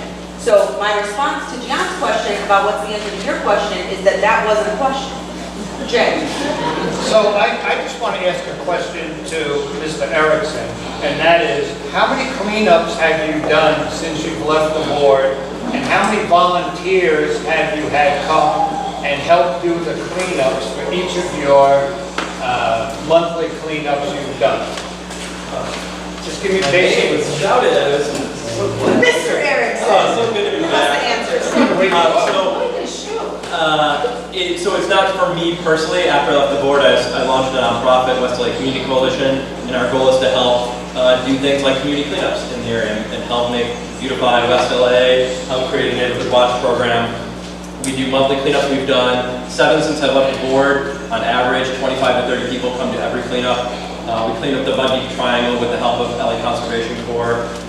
We partner with Councilman Bonden's office, LAPD, Supervisor Kuehl's office. Steve Little, who is here, helps fund it. Big Sunday helps provide funding for things as well. It would be great to be in a formal partnership with the board or with the neighborhood council, because I think the more we all work together, the more we can all get done. So I appreciate you hearing my request. If any other questions, I'd be happy to. Yes, Eric. Yeah, who's going to handle stuff like a brush cutter or weed whacker? There could be a big. That's all me. I do the heavy lifting usually. If I could get a chainsaw, I'd do that stuff too. But you know. So you can cut your arm off. It's my own problem. Do you have health insurance? I have health insurance. Yes. All right. Cool. Okay, Dessa and then hold on. Who else is on the queue? Okay. I got Dessa, Disa, J. Ross, and then Armand. Disa? Okay, so I have 2 questions for you. Right. The first is, would you mind answering Rosie's question? You said you partnered with LA Conservation about why they don't provide the power equipment, and the second question is, would there then be some sort of written MOU or contract or something between you and the neighborhood council Sure, yeah. to regulate the use of? Definitely. Yeah, we can definitely do an MOU that's easy to do. Conservation Corps, they get requests throughout the city, so they're in the entire Los Angeles area. They get requests for cleanups from every council district. So they're getting requests from everybody to do cleanups. So they prioritize in areas that need it. West LA typically isn't the high priority as downtown, South LA, other areas. They have come out when we've made requests, but it's a hit or miss. It's not something regular. So we do regular monthly cleanups that are happening that we can just be consistent with. Exactly, not having to depend On somebody else, right? Yes. I'll put you on the queue, Rosie. J. Ross? Or you get gas or electric equipment? Electric. Okay. You get away with not buying leaf blowers, so they not help you, and it's okay with that. You know, there's a lot of room. There's a lot of, especially if we could, with 20 volunteers in the area that we need to cover, if we have better equipment, we can cover a larger area. Especially in the Civic Center with a lot of the leaves, it's just time consuming. Any kids? Yeah, Armand. My question was about the conservation. Great. Rosie? Because you are obviously a nonprofit, you're doing cleanups, why don't you go out and buy this equipment for your own nonprofit? I mean, there's Friends of West LA, which apparently has a lot of funding, you can get grants from them, and no things attached. Why? Why not? I mean, we're all, it's a neighbor, the money's available, I've sat on the board, you've entertained, so you've entertained, That's irrelevant. you've entertained other requests, so I feel like this is a justifiable request that we can partner together on. Seems like a win-win for the community, you know, the community, so. I think this is actually exactly what this council supports. So thank you for your service. Thank you, Parker. Ron? Yeah, who would own this equipment? You guys. So my question is, and not to be morbid, but worst case scenario, if someone gets injured using this equipment, are we free of liability? Every volunteer who comes to a cleanup signs a waiver, releasing liability for being a cleanup. Okay, but so the fact that we would own the equipment. And I'm at every cleanup, so I'll ensure we can put that in the MOU. Greg will direct who will be utilizing the equipment. I guess I'm wondering, is there any sort of policy or anything that protects us, insurance policy? City self-insured. Yeah, that's the city. And it's a weed whacker, it's not like a chainsaw, so. Okay, great. Eric and then Naomi, the queue is closed and we're gonna take a vote after that. Big deal, it just says gas right here, I wasn't sure if that was a mistake or something. Under the brush cutter? The brush cutter might be gas, I think the other two are, but I can sub that out for No something big deal, else. and also, well, if we do our own cleanup, then would you come and use this stuff and help us out? That's why, I mean, I think it's better if we work together to, I mean, I share neighborhood council stuff, Eric's been sharing at my events, so I think it's a win-win if the more we can. Yeah, I just don't want any of us getting our stuff cut off or whatever. Well, no, you're gonna be in charge of the chase. So,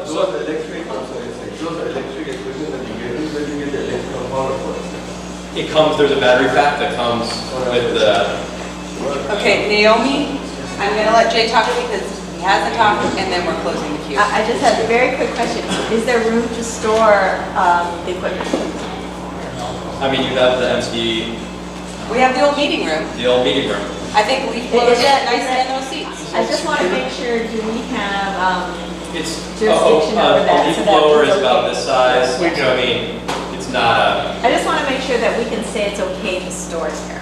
That's all. we probably cannot store a gas-powered thing there, so it has to be electric equipment, right? Right, yeah. Whatever you recommend. So, a couple of things, answer a couple of questions. Yes, this has already been run by CB11 to ensure we can have that room open and used for storage, and I believe right now we've got LA Conservation Corps about 50 pieces of equipment sitting in that room right now, and it has been.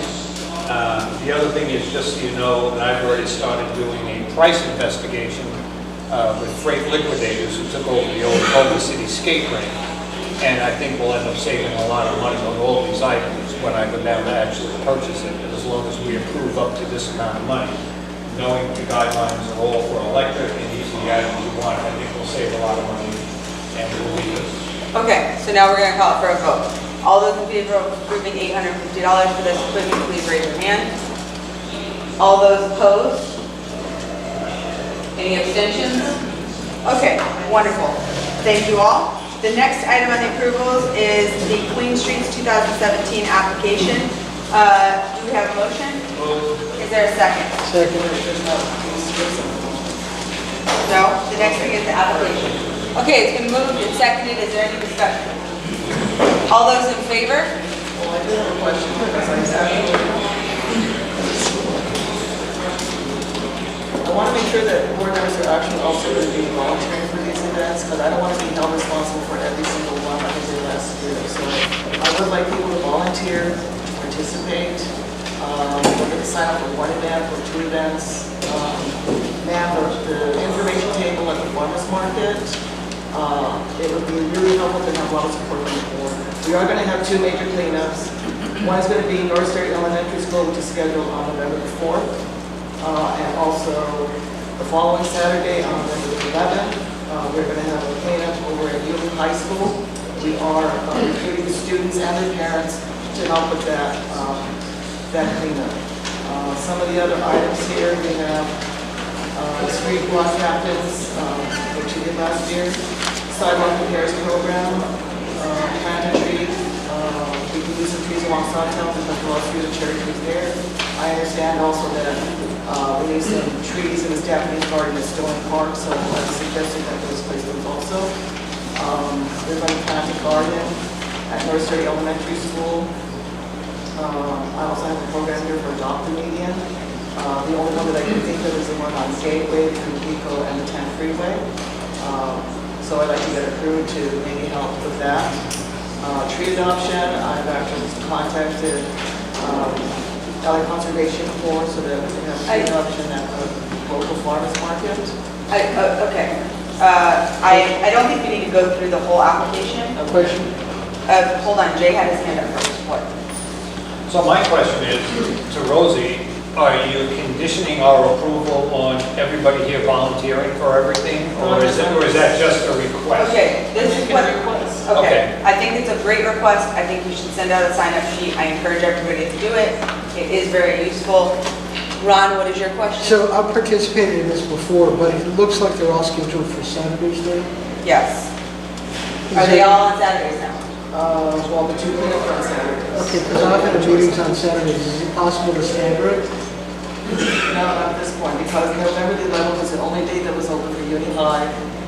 They had some other events taking place, and then North Sterry Elementary School wanted it in November. They selected November the 4th. So it's going to be a week before. J-Rob. I'd like to see us not spend $850 on t-shirts. I think it's just superfluous. That's a third of the budget. And I've done similar things. That's not on this page. You're on the wrong thing. That's the transfer over to. We're only talking about the application for the 2017 clean shoes. Okay. It seems like a pretty non-controversial item, which is why I went on the approvals agenda. Right. No further questions. Okay. Yes. Just one quick question, because November 11th is Veterans Day. Right. So I just want to make sure, because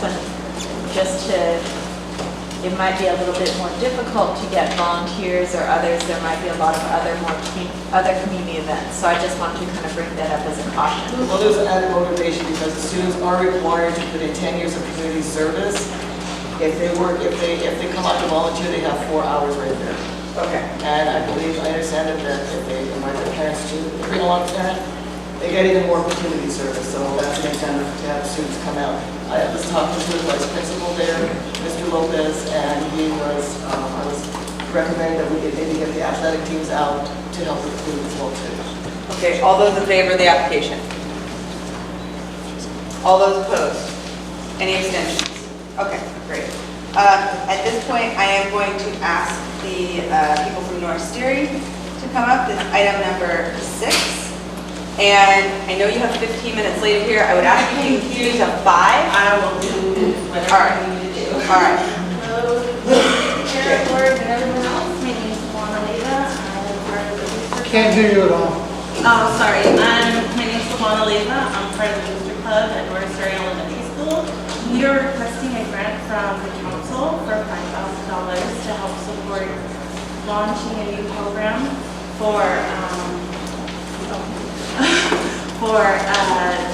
to implement the next generation science standards using Lego education. I couldn't hear a word of that. Oh, I'm sorry.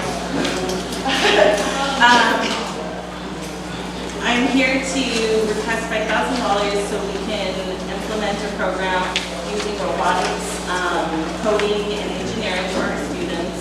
It's going to be through the Lego education program. We have our computer teacher is going to teach the program. We have budget for an aide, so we would be able to. I'm sorry, you have the budget for what? To have a teacher and the aide, and then the whole entire curricular program. I have it on my grant request. So this would be open to all K to 5th grade classes. We'd have a 4-school program that would allow some of our parents who go to work early have a program that they can bring their students to that wouldn't just be a on-the-yard kind of program. We would be able to teach them and, sorry, I'm a little nervous. We'd be able to teach them and then implement this next generation science standards, which is going across the board to every school.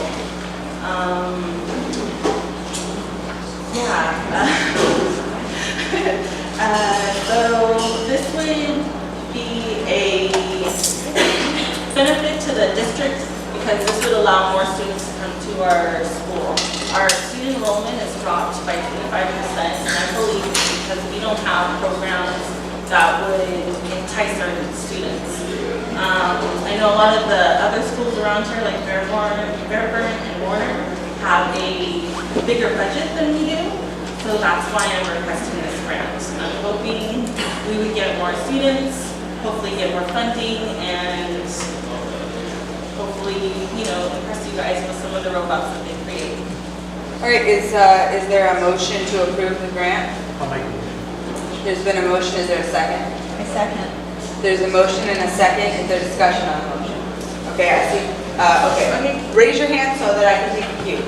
Jay, Armand, and Aaron. And Naomi. And Naomi, and Danilo. Okay, Jay. So first, thank you for having a very well put together NPD, having traveled around 97 neighborhood councils in the last 3 years myself. It's a pleasure to see one come in correctly. Well, thank you. I tried really hard. So I thank you for that. It makes my job easier. Awesome. So now my question is, and I'm a stickler for ROI, return on investment. Now I recognize the return on investment for the school is you're going to try and get more people to come to the school, which is great if you have 25%. But from our standpoint, our spending our money as a neighborhood council, if you read the mission of the neighborhood council, is when we do these things, the ROI should be, how do we get your population to get involved with us? So, Well, I'm hoping, my dual question is, one, how you said you hope to get more students, what's your plan to attract?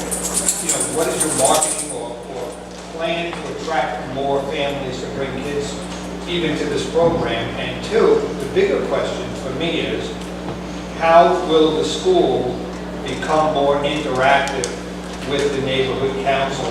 How will the parents get more involved in our neighborhood council and in the community their children are coming to? Because I'm sure not all the kids in the school are coming from within our district. They could be coming from outside of our square district.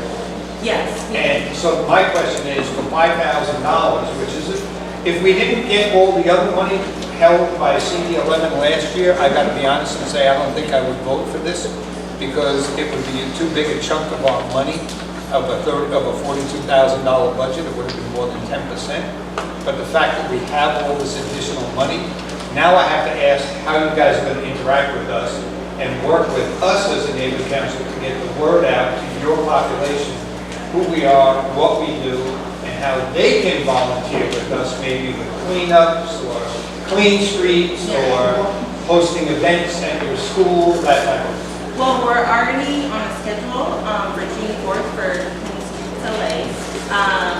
We will advertise to our parents and let them know where we're getting the funding from. We're pretty much an open book. Like, I'll put you on my webpage, thank you guys. And I'm hoping that when people look to buy houses, they look at what the neighborhood schools are rated at. If you have a program that's this kind of cutting edge, like there's no other programs in LAUSD that have this. We'd be the first ones. We'd be the first ones to kind of make a difference to these kids. Like we're 40% of our students are from the community. The other percentage is from UCLA. So do you think, I'm hoping that, with this we would have the opportunity for maybe some of those families who are looking to buy would be coming to this area. I know we have a lot of the teachers from UCLA, like the student teachers, teach at our school as well. So hopefully this would get out the word to everyone how good the neighborhood council is and how much they want to help the actual community. Thanks. Armand. Yeah, I like the idea of putting where you got the money from and that exposure. I just want to say I love this idea of this program. I think it's really great, and I think we need more science education and engineering, coding, get that after-school programs, get the kids involved. I know a lot of my peers sometimes talk about how they wish they had more of this and they would have thought about science as a career, and now we're trying to figure things out a little more. So I'm in support of this, and I urge the council to support this. Thank you. One thing is, it sounds awesome. Anything with lingo is always cool, but I sort of don't know what it is actually. Does anyone here know what a We Do Pack 2.0 pack is?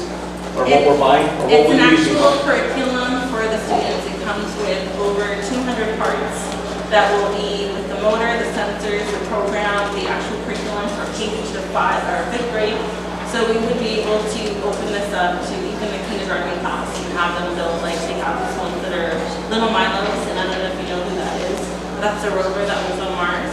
So they have many different ones that the kids can build. So I'm hoping we can hook up with science programs like JPL or NASA that, these kids can show their projects to, and then hopefully we'll have more funding across the board. But this would be our kind of our launching program. How many sets are there? Like, is this for like once the eighth student in the school gets to do No, it? Is this- no, because it's, the sets are for a couple students. So for this amount, we'll be able to buy 15 sets. So there'll be, we'll have enough room for 45 students to start out with.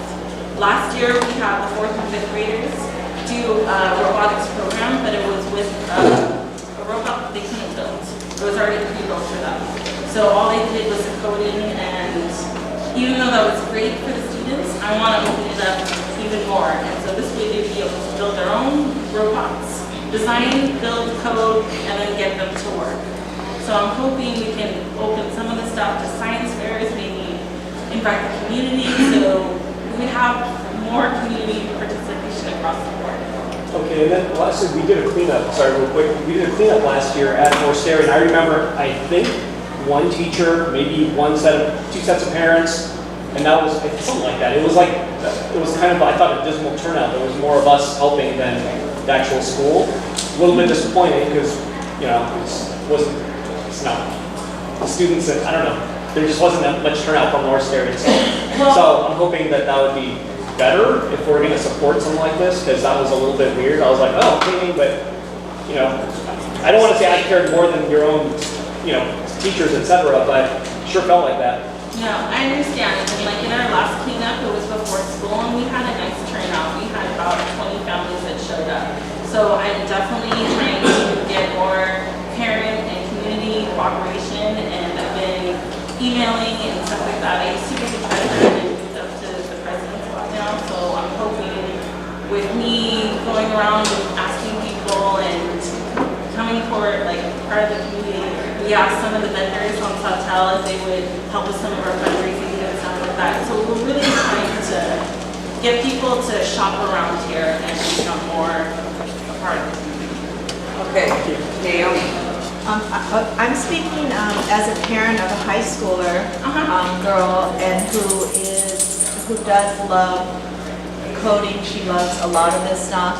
And I just want to say that I don't really like equating the investment in our youth with some of our community cleanups. I don't think that's really fair, to be honest.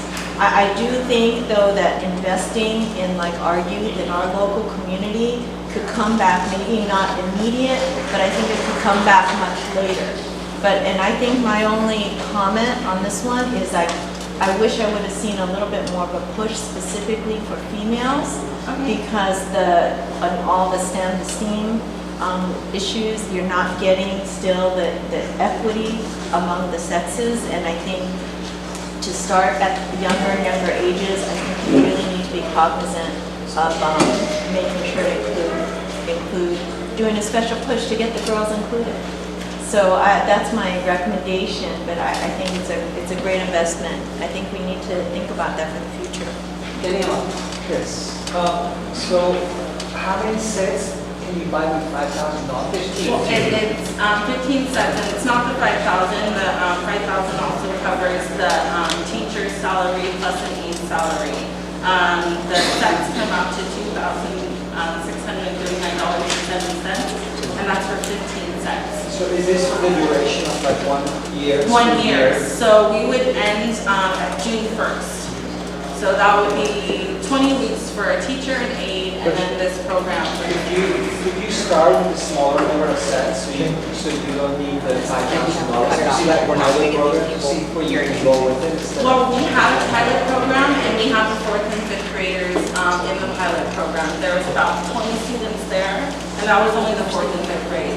We're hoping to include K through 5th, so we're hoping that we would have a bigger outcome than just 45. The Booster Club is willing to support the rest of the money if, you know, if and when. I don't mean to cut you off. Yeah, no, But I'm going to try and facilitate rolling this up because we have a lot of stuff to get through, and we're going to take that over to 10. So Rosie, what do you have? I don't like the fact that you're equating last year's cleanup with this project, with this NPG and their participation support in the community. There were problems with the program them last year with Clean Streets because there was a delay in notifying us, and then we can't actually do any action until we get approval. So I just want to bring that up. Okay. As far as the return on investment, I think you have to look at it as we're investing in the school in North Sterry. We're actually elevating their status, and they're in fact elevating our status as well too. And I think you have to look at the future, the impact it's going to have on the students and their future, and the contribution it's going to make to our society. I agree with that. Great. Yeah, last thing. How many students here? No, John, there's a queue. Oh, yeah. Please fill it out. Oh, I'm sorry. Hi, You're the last one. I actually think, as I have a 7-year-old who loves this stuff too, and goes to a school that's very equipped to make these kinds of programs. So I don't think the $5,000 is a lot, because I mean, being able to serve 45 kids is not that much money. So what I'd like to know is, you mentioned maybe going forward in the future, if you guys have any kind of like STEM or STEAM lab, or will this help you, or you have plans for a bigger program that this will help you sort of generate grants for, like basically you have a plan for the future that you can perhaps share with us when you come back with kind of the report on how this money was helped? Totally. We would love to make the school, I mean, our students now test high in science anything.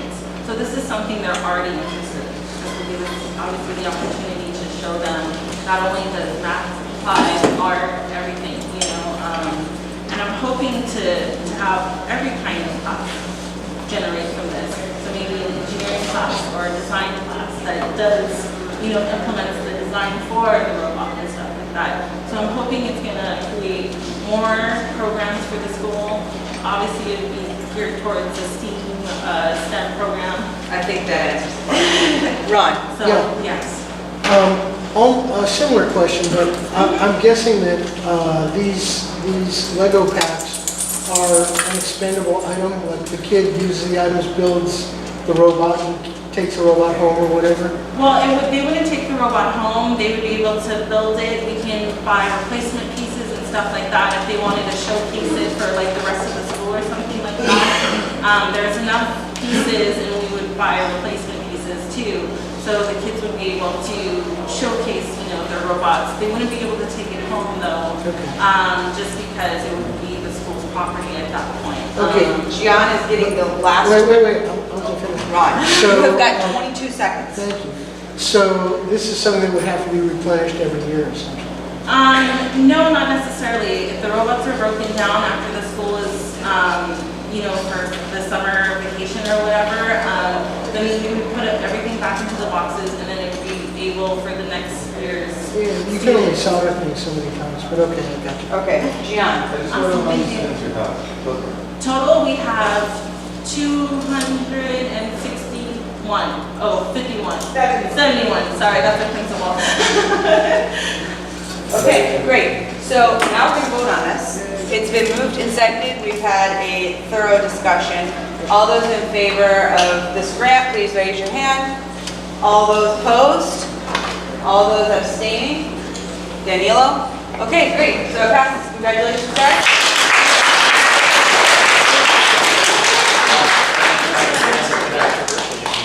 For the applicants, if you can meet me real quickly, because we need to get a different signature, I need to get some papers from you. Okay, so at this point, the presentation by the food and water people, they're willing to go only a minute. So I'm going to give them their minute right now. And then I want to be very clear that when we get onto the controversial items, time is going to be of the essence. We have to get out of this room at 10 o'clock. So, food and water. So is this for one of the plum items or something separate? This is a separate one. They were on the agenda separately. Okay, so this isn't in support of the motion that was passed through the committee. My name is Faith Meyer, and I live in CD11, and I work with Water Wash. And I'm here in support of that item 10B. No, this is the plum item. You should wait till the plum items go. Okay, well, she she has her own agenda item, and she asked me to take that off and let her I see her. can do it later if you. That's fine. I don't know if we're gonna get to it. Okay. I'm telling her. All right, I'm gonna do it Not later. getting heard. So the ongoing, you may have heard back in 2015, the largest gas blowout in U.S. history happened in North San Fernando Valley. It's still ongoing, there's still health effects, there's still economic effects, and we have our own facility in the Biona wetlands, same type, it's already started to leak. Recently, the Aliso Canyon gas facility was brought back online after 2 years without needing the facility. And since it's been brought back online, 33% of those wells have failed. They still haven't done a root cause analysis or seismic study of this facility. Councilmember Mitch Englander, who is the council member for that facility area, and Mike Bonin, who oversees the area that has the Playa del Rio facility over the Biona wetlands, are putting through a motion to have an investigation of our facility with a joint agency investigation, so we can really understand who has responsibility for this facility, what's going on at this facility, and we can make the narrative and try to figure out what's going on. What happened in Aliso Canyon, happening on the west side, we have a much larger population. If we had to displace people within a 5-mile radius, that would also include LAX. So that's part of the big concern and why we're trying to be preemptive about this. I want to thank the Plum Committee for listening the other night and pushing this through for a recommendation. Great, thank you. Okay, now we are going to move on to the Plum Committee item 10D, which is the staff resolution. You guys want to set up your I'm skipping ahead because we have an hour and 5 minutes left to be in this room, and we have more people here than we've had almost any other meeting, so we're jumping in. Okay, the Plum Committee passed 2 resolutions in 2 meetings we've had since our first board meeting. The first one in August was a basic, what should be built, and this is all in here, what should be built at the site. The city went through a process and determined that affordable housing was their opinion the best use for the site. The Plum motion was to concur with that what should be built at this site should be 100% affordable housing and should be 50% special needs. And the reason it should be a minimum of 50% special needs is the city of LA will not give grant money to affordable housing developers unless they provide 50% special needs. If it's not 50% special needs, this project will not get funded and it will never be built. Okay. Then in September, at our subsequent meeting, we analyzed the design a little more in depth. I did put a couple copies of plans up there. It looks like we have some here. They'll also show pictures. But the September resolution primarily was with massing, density, height, and the Plum recommendation is to essentially keep it as proposed. It's about 60 feet, 5 or 6 stories, but to take out 2 units on the northeast corner, which is catty corner from the residential houses, to provide a little bit of step back relief. And also another option is to turn the balconies that are facing that area into the internal courtyard. So that's it real briefly. If more questions, you can ask me now. I told them to make it 5 minutes and be brief. Anyone have any questions for me or shall I? No, I just want to point out that I think that Naomi sent around the actual resolution that Plum passed. The 2 resolutions. The 2 resolutions that Plum passed providing, so that is the thing that we will be voting to approve. So right, we can approve both, we can table, we can approve one. It's up to you when we start deliberating out their presentation. This is Tyler, the Vice President of Sawtelle. Thank you. Hopefully we can get a little lighter so you can see the renderings that we have here. Again, as Jay mentioned, thank you very much for having me. My name is Tyler Rowe, Vice President of Development. I'm joined here with my colleague Blake Coddington and Anthony Bob-Lundis, and Olivia Joshua with 360. We've been here a couple times prior. We've had 2 great meetings with the Planning and Land Use Committee. We're grateful for the time that we've had, and we're delighted to be here this evening, kind of present kind of where we are after kind of 4 or 5 month iterative process of kind of hearing feedback, working through feedback with the community, and improving this plan with that input. Next slide here. Next slide. So our objectives for this project, for those of you that aren't familiar, number 1, to provide much needed affordable and permanent supportive housing for families here on the west side. The second objective is to use an underutilized site the city of Los Angeles owns, currently the West Los Angeles animal shelter on the corner of the southeast corner of Missouri and Bundy. And then the final objective really is to create a fantastic, beautiful, well-designed, and exceptionally well-managed asset for the community that we can be involved with and maintain and manage in perpetuity. Next slide. Again, here's the site location. I'll try to keep it quick. I have slides I can spend more time on, but in the interest of time, I'll go a little quicker. We can certainly come back as questions come up. Next slide. So here's kind of a highlight of the community outreach that we've done. Started back in May. We came to an initial introduction to the neighborhood council. We then did some meetings with the New West Charter School. Came back for a special meeting with this group, the neighborhood council. Had meetings with the Westside Family YMCA. At request from the prior two neighborhood council meetings, we hosted a bus tour, and it was publicly noticed, and we invited as many people as we possibly could to join us. We had about 30 plus people come on that tour to see the type of product that we build, so that way they can put an eye on really what this really would become. Subsequently, we went back to the New West Charter School, who's a neighbor of ours, and went to their open house on 2 different nights, had meetings with the Cornerstone Church in the neighborhood on 2 occasions, and then in August and September, we've met with the land use committee of the neighborhood council twice to review a couple different elements, and then here we are again in front of you all to kind of show where we're at. Next slide. So, through 2 meetings with Plum, we got a lot of really good impact input, and we've made a number of changes as a result of that input, and we want to show you that, and we've also kind of tweaked the plans a bit more based on things that we thought were important. The first question and request was to provide a transitional height at the northeast corner. I'll get to some plans that'll illustrate what these are later, but the northeast corner to be more sensitive to single-family residential uses. So we did that, and in this current plan, we removed 2 units as requested to step back the building on the northeast corner as it gets close to the R1 single-family neighborhood. The second request, or actually wasn't a request, it was something that we thought when we looked at the design, we needed some balance on the northwest corner of the site, which is the intersection of Missouri and Bundy. So we actually removed a unit on the corner of Missouri and Bundy as well to drop the height down from 6 stories to 5, providing balance, but also provides a better view and a better image when you're kind of looking at the corner less high. We were asked to improve privacy of the single-family neighbors that were on to the northeast. We had a balcony that was kind of looking out over into their backyards, and so we reoriented that by turning the unit plans 90 degrees. I'll show you that. So that way they're looking internally and they're not looking into the neighborhood. Next slide. We were asked, we had a conversation with John and a few others about increasing setback on Bundy. We pointed out that we are per code with a 10-foot setback because it's a side yard, but we do recognize that other buildings on the street are 15 and there's others that are 10, so we've actually increased our setback on Bundy from 10 to 12 feet, really because we thought that we could do better, and we took that advice, even though it wasn't something that was even in the resolution. We thought we wanted to do that. We were asked to provide a security plan. It didn't make it into the resolution itself, but we have a security plan to show you how we're using an access control system, security cameras, intercom system, neighborhood lighting to make sure that the streets are well lit and easy to observe. I'll show you that in a moment.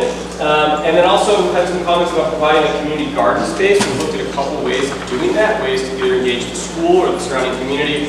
So we've kind of identified a couple areas where we think we could provide some community gardens on the eastern setback of the ground line.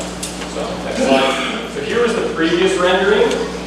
With the 6-story building on Missouri and Bundy, you're looking at it from the corner of Missouri and Bundy.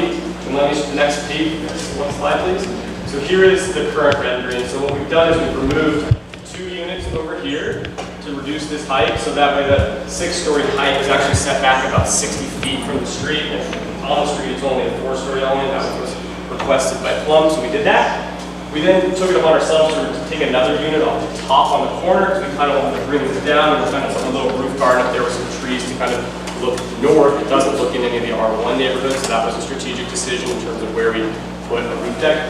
And then we kind of changed the materiality on the 6th floor so it kind of recedes a little bit. So those are the 3 changes that I wanted to point out. Next slide. Here's another alternative project rendering. We don't have to spend time here. Next slide. So here's the project program. The site is owned public facility. Again, it's the West LA Animal Shelter. And the proposed use is for a 100% affordable housing project for families, of which 50% of those units would be for permanent supportive housing for families, ideally with young children. That's the idea. So we have a smaller bedroom size. So we kind of have 1, 2, and 3 bedroom unit sizes, with the idea being to serve small families. We reduced it. When we initially presented, we had 90 units. We then came down to 81 units with Plum, and we're now at 78 with some of the revisions that we spoke to. The maximum height, the transit-oriented communities plan, which is a product of Measure JJJ, just went into effect. The final guidelines came out last week. The height allowed on the site, essentially by the municipal code, is 78 feet. We're at 67 feet, so we're 11 feet below what the municipal code allows us to do. And then we're obviously providing all 100% of the required open space. We're not looking for any sort of a deviation from open space requirements. Next slide, please. This slide compares our project and shows that we are complying with the transit-oriented communities guidelines that became in effect last Thursday and actually changed the municipal code in the city of LA. It was a product of Measure JJJ that the voters voted for. So we're allowed on the site to do a 4.65 FAR. We're only doing 3.6. We could do 78 feet. We're doing 69, providing all of the open space required. In this location, you're actually not required by the transit-oriented communities guidelines to provide any parking for affordable housing because you're near transit. We're providing 50 spaces, which is more than the old code even required. The old code required half a space per unit. This is 0.65 spaces per unit, so we're not even suggesting that we go to the no spaces per unit. And again, it's 100% low and very low income. Here are a couple other locations as we increase the setback. In the upper left-hand corner, it's hard to see here, but we have plans that you guys are welcome to take a look at. Provided some community garden setbacks. We have some area that setbacks even greater than required by code on the east, so we're looking to put garden space there. It'll get some of the morning light as it kind of comes to the east or west. We've reordered the balcony of these units to the left in the courtyard used to face north. So that change has been made. Can I ask you to wrap it up in the next minute? Sorry, I've got a lot of cards. Units have been removed. Continue. These are the units that have been removed. Here's the security plan. We'll talk more about those questions. Next slide. Here are a list of security measures. These are really important kind of for how we ensure security and safety. I'd be happy to speak to that more, but it really has to do with a very robust tenant selection screening process and very strong housing ground rules. I mean, we want to be a part of this community really forever in perpetuity. We're based here. We want to do a fantastic building. We want to be really loved 10 years, 15, 30, 50 years down the road because we did such a great job building a good building and maintaining it. And so it's in our own selfish interest to ensure that this thing is a massive success in the community, that it is really well liked. Great. Thank you. Thank you very much.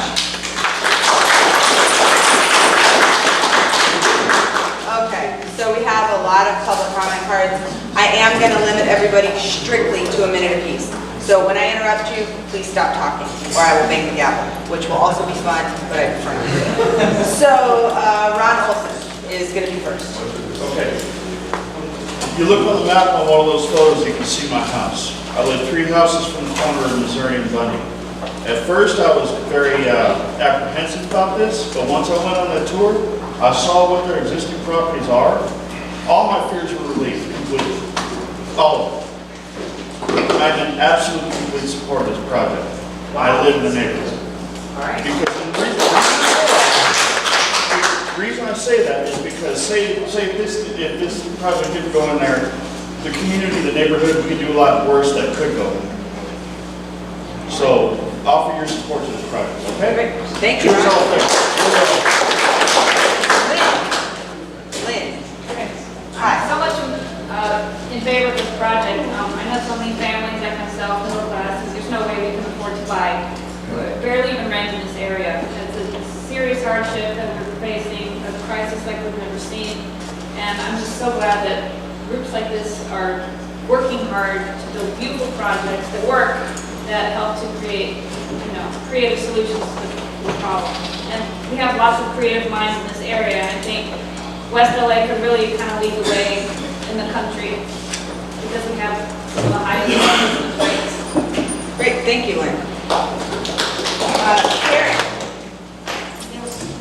I was here a couple of months ago. People were worried about children being accosted on the street. Well, here they'll be in housing, in homeless, put into permanent supportive housing, and in a beautiful building. And the developers have a great reputation and have obviously responded very well to comments and changed the project well. Thank you. Great, thank you, Karen. Sandra. Yes, thank you. I would like to speak in favor of this development, Southern development. I don't think anyone is opposed to low-income housing for families and veterans. Homelessness can affect anyone, men, women, children, families, seniors, veterans. People can't afford housing. 50% of them will be special needs, which is fantastic. Some of the underlying causes of people who don't have housing are job loss, lack of affordable housing, poor physical and mental health, substance addiction, and domestic violence. Also, people don't have adequate support for transitioning out of the military, and the foster care system. So I support the strongly supported housing part and the low-income part. The PSH supports an individual's ability to live independently by providing supportive services. Thank you, Sandra. Thank you.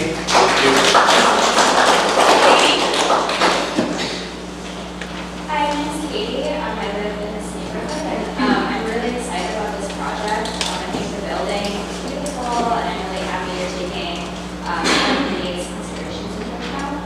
I'd also like to say I'm a member of the League of Women Voters, and the League recently put out a guide on permanent supportive housing and how development occurs in Los Angeles. And so we have a website that's called yesinmyla.org. And we have this guide that just came out. You can download the guide from the website and learn more about how development happens and some frequently asked questions that commonly come up during the development process. Thank you. Great, thank you. Laura.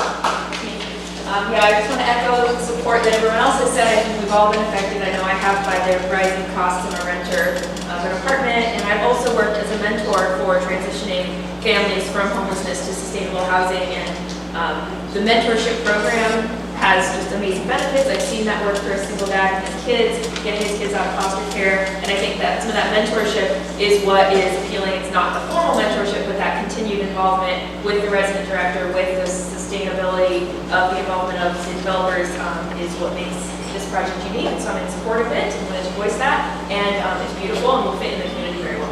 Great, thank you, Laura. Okay, Timothy. Hi, Timothy Sweeney. I am actually on the Plum Committee and had my input there, but just wanted to voice my support for the project. The city is in a housing crisis, a homelessness crisis. Right now, I think this is the best thing we could possibly have at this location, and I think I personally had experience working for about 5 years in partnership with Thomas Safran Associates, and they have very high integrity, have just fantastic buildings that I think this will be, in most of their locations, it's the nicest building on the block, nicest building in the neighborhood often. And I think this would be something we would be delighted to have in our neighborhood. Great, thank you very much, Timothy. I would also like to state for the record that I received an email from Max Sherman in support of this project, and I received one other email in support of this project from someone in the neighborhood. That having been said, is there a motion? Is there a second? Second. Okay, it's been moved and seconded. I'm going to ask anybody who wants to speak on this to raise their hand now so I can get a cue, and we are all going to get 1 minute. I've got Jay, Naomi, Danilo, Ron, anyone else? Is there, Jay Ross, anybody else? Okay, the queue is closed. We're getting a minute apiece. Jay Handel, please go. I just want to say 2 things. Tom Safran is probably one of the most genuine, quality developers you're going to find. Developers, in most cases, is a dirty word to neighborhood councils and to the community. I've known this guy probably 30 years, and I will tell you, every single project this man has done has been a quality project that I would live in. Okay, and be proud of him because he does a really great job and secures the downtown. And my other comment is, this goes in line with a mantra we started years ago, which was, give a hand up, not a handout. This is a handout. This is the beginning of the way to try and help people get back on their feet and get back into society. We can build $30 and $40 million animal shelters. Okay, we can certainly build housing for homeless people. stop stepping over. Thank you. Thank you, Jay. All right, Naomi? I had a question because I just noticed maybe a little change from a percentage that was noted back in the July 2017 special meeting, where well, maybe my first question before I ask, because I might be wrong, is the special needs population the permanent supportive housing slots? Is that the same thing? Well, will they fill those slots? Because I know Correct, that's tied yes. to the It's HHH. essentially synonymous, yes. You're now talking about 50% occupancy based on those specific HHH funds that are specific to homeless populations. I understand special needs and I do support that. However, it was a change from what was said and stated back in July, where that percentage was much lower and there was much more of a push for affordable housing, and it was a smaller percentage for permanent supportive housing for homeless. So I wanted to know about like that discrepancy and what prompted that. That's a minute, and I'm going to give you a minute to respond. The Measure HHH, for any project that it funds, wants to see 50% of the units in the current regulations for permanent supportive housing. That's what their city's policy is. And so this project is designed as a whole for families, for small families. We could have skewed the units towards 4 and 5 bedroom units. We elected to go smaller because we're trying to target small, young families, a single mother with an infant or an infant and a toddler, maybe a family of 4. And so that is what we're trying to serve. And so it's all families, of which 50% would be permanent supportive housing for formerly homeless families. Correct. And how would you define the special needs and who That is the special need. The special need is the formerly homeless families. That is the special need. And who chooses? I think that was. How do they get, I think the question is. So the tenants are screened through what's called a coordinated entry system, and they have service planning areas throughout the county. And within the coordinated entry system, there is a family path for coordinated entry. There's a youth path, and there's like an adult path. So we would find tenants through the coordinated entry system that have reached out, engaged the county system, expressed interest in services, and are within that family path. And so the coordinated entry system is the one that determines whether they are somebody who is Fits the special criteria, needs. correct. Yeah, okay. I know that system, okay. But I was just, final question, is it mandatory or not mandatory about that 50%? It's mandatory in the city of LA. Okay, great. Danielle? Yes, so at full occupancy, how many people would be living in this building? Average occupancy would be no different than an apartment. I mean, it could be anywhere from 1, well, there'll be at least 2 because they're going to be families. Like total, what's the total number of inhabitants in the building? I would say you're going to have an average occupancy of just under about 2 people per unit. 2.2 per unit. Because the 1 bedrooms are going to have an adult and a child. The 2 bedrooms may have an adult and 2 children. 3 bedrooms may have 2 adults and 1 children, 2 adults and 2 children. What's that? About 160. I would say that's about right, yeah. And what's the cost per square foot to build this building? That's a good question. I mean, it depends on whether the city mandates use of prevailing wage, project labor agreements, but I mean, you're looking at something in the neighborhood of about $225 to $250 a square foot to build these things for cost. Okay, great. Ron? Yeah, I just wanted to say, exposing my bias, I was in favor of this project from the get-go. I took the bus tour that Saffron offered, and I am absolutely 100% in support of it. Their buildings are stellar, they are spotless, they are kept up like nothing I've ever seen. Hearing all the concessions that you guys have made and the extent to which you've gone as far as possible to accommodate the community's wishes, I'm really glad to see this happening. Thank you. Great, thank you, Ron. You are jumping the queue though, Okay. so you don't get to go yet. Jay Ross? Okay, just one note I would make, if this project changes substantially, obviously, you guys would have to come back and represent the resolution. What the resolutions are for this specific project here, to make that clear to the planning department, if it were so to pass.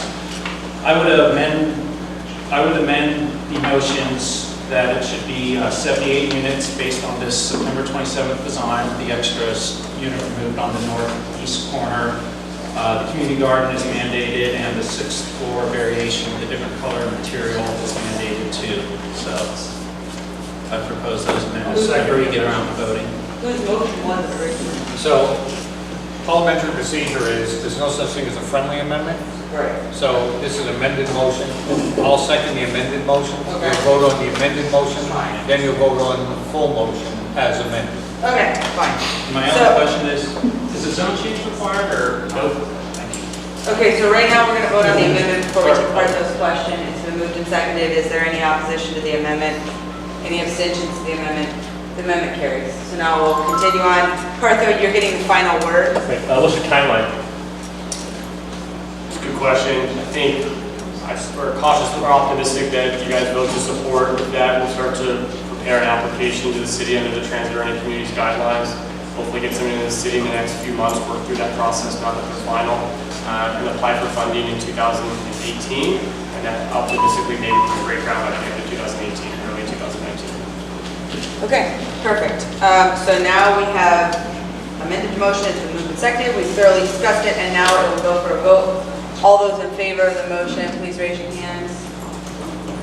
Can we have it state? Sure, yeah, go ahead and call. The actual motion is Well, stated. no, I want to actually read, I didn't, because I'll amend a motion. Yeah, Rob. Could somebody Yeah, say it one more time? we'll combine the two motions into one. The board recommends approval of a 100% affordable housing development with a minimum of 50% of units for special needs tenants.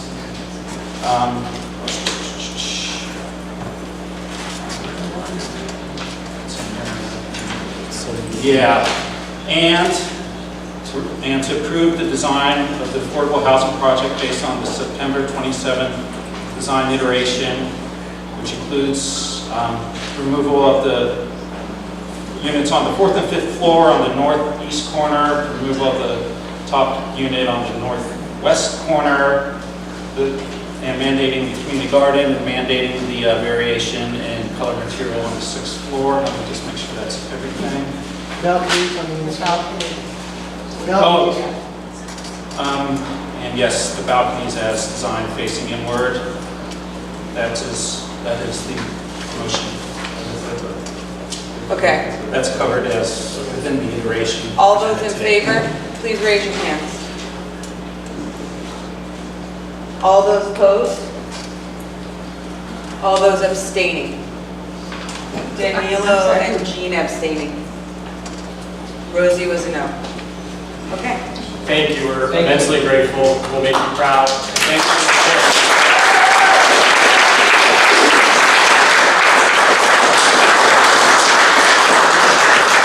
Okay. We are going to take item number 11 right now, which is the proposed sobering center at 11419 Santa Monica. And we're going to let everybody clear out of the room first before we do that. Everybody wants to leave.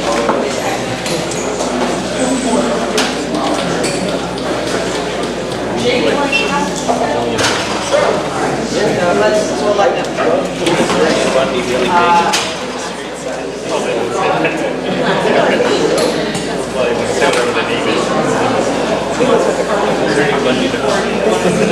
I can go up, Jake. If your business is done, can you please get out of the room so that we can continue on?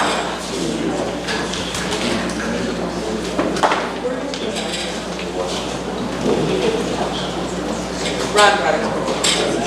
Okay, so again, this is another agenda item that there probably will be discussion, a significant discussion on. I do want to remind the board of time again. We are now at 9:25. We have to be out of here by 10 o'clock. If you guys want to have officer elections tonight, that means this needs to be done 10 minutes to 10. So I want to let everybody know that. If y'all don't care about that, that's you guys' decision, but I'm letting you know that if we don't get to it by 10 to 10, it's not happening. Yes? I have a budget too, because if this budget isn't approved with transfers, I don't have the money to, Well, fine, then we've got to do a budget too, so better be real quick. Okay, so this is item number 11. I'm going to let Jay kick this off. I am going to limit public comment to 1 minute and then I'm going to cut you off. We have a presentation by Sheila Fuel's office. You guys 5 minutes, is that going to be enough? Yeah. Okay. We'll make it work. Whatever Okay. you need to work. Jay, let's, why don't you? Thank you.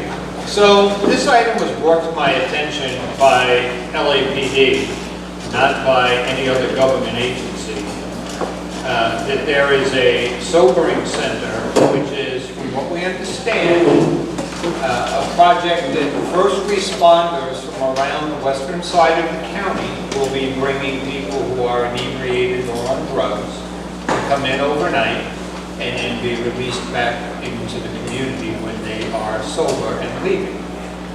We've seen no outreach plan. We've seen no plan, period. We found out that they pulled permits in August. They're already doing construction. They completely ignored this neighborhood and the neighborhood council. They tried to do it under the radar. They're pissed that we found out about it. They're not happy at all because they feel it's stalling them. Okay?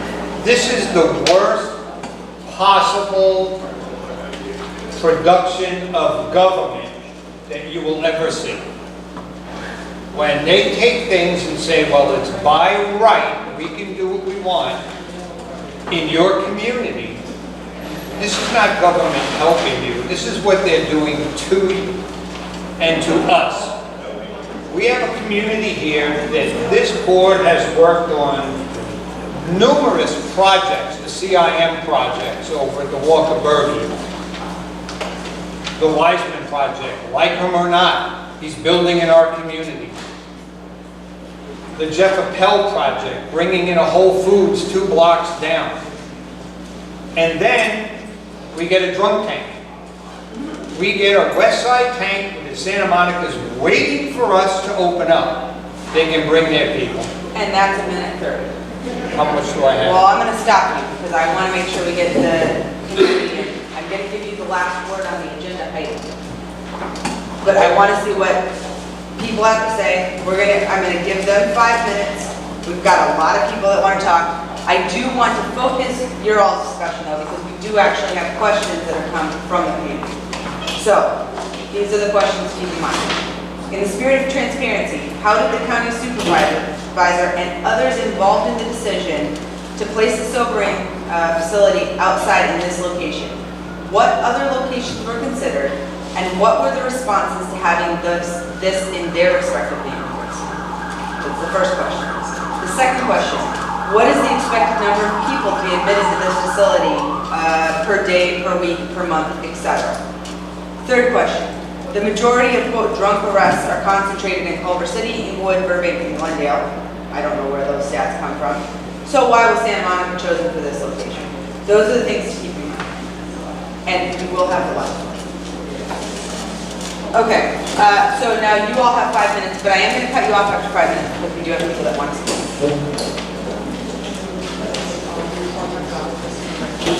So hi everybody, I'm Christina Gutiana from Claire Foundation. Claire Foundation has been a partner in this community, and we're a nonprofit organization founded in 1970. We have 11 sites now in Santa Monica and the Westside community offering substance abuse, alcohol treatment, and behavioral health services, and prevention.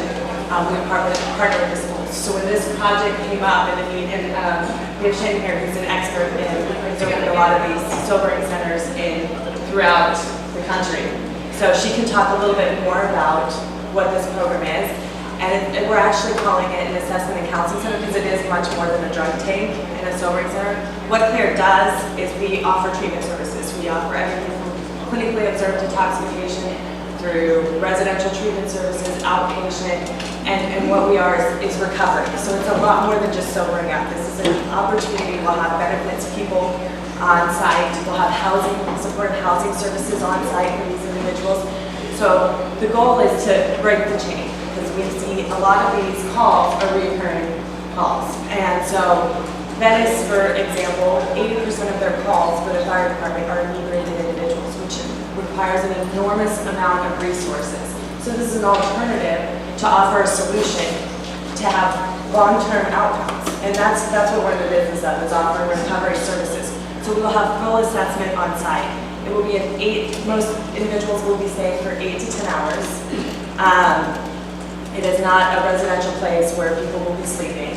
They will be coming in through not only emergency respondents, but also outreach partnerships as well. We have a ton of partnerships that we work with the community now to help address these issues.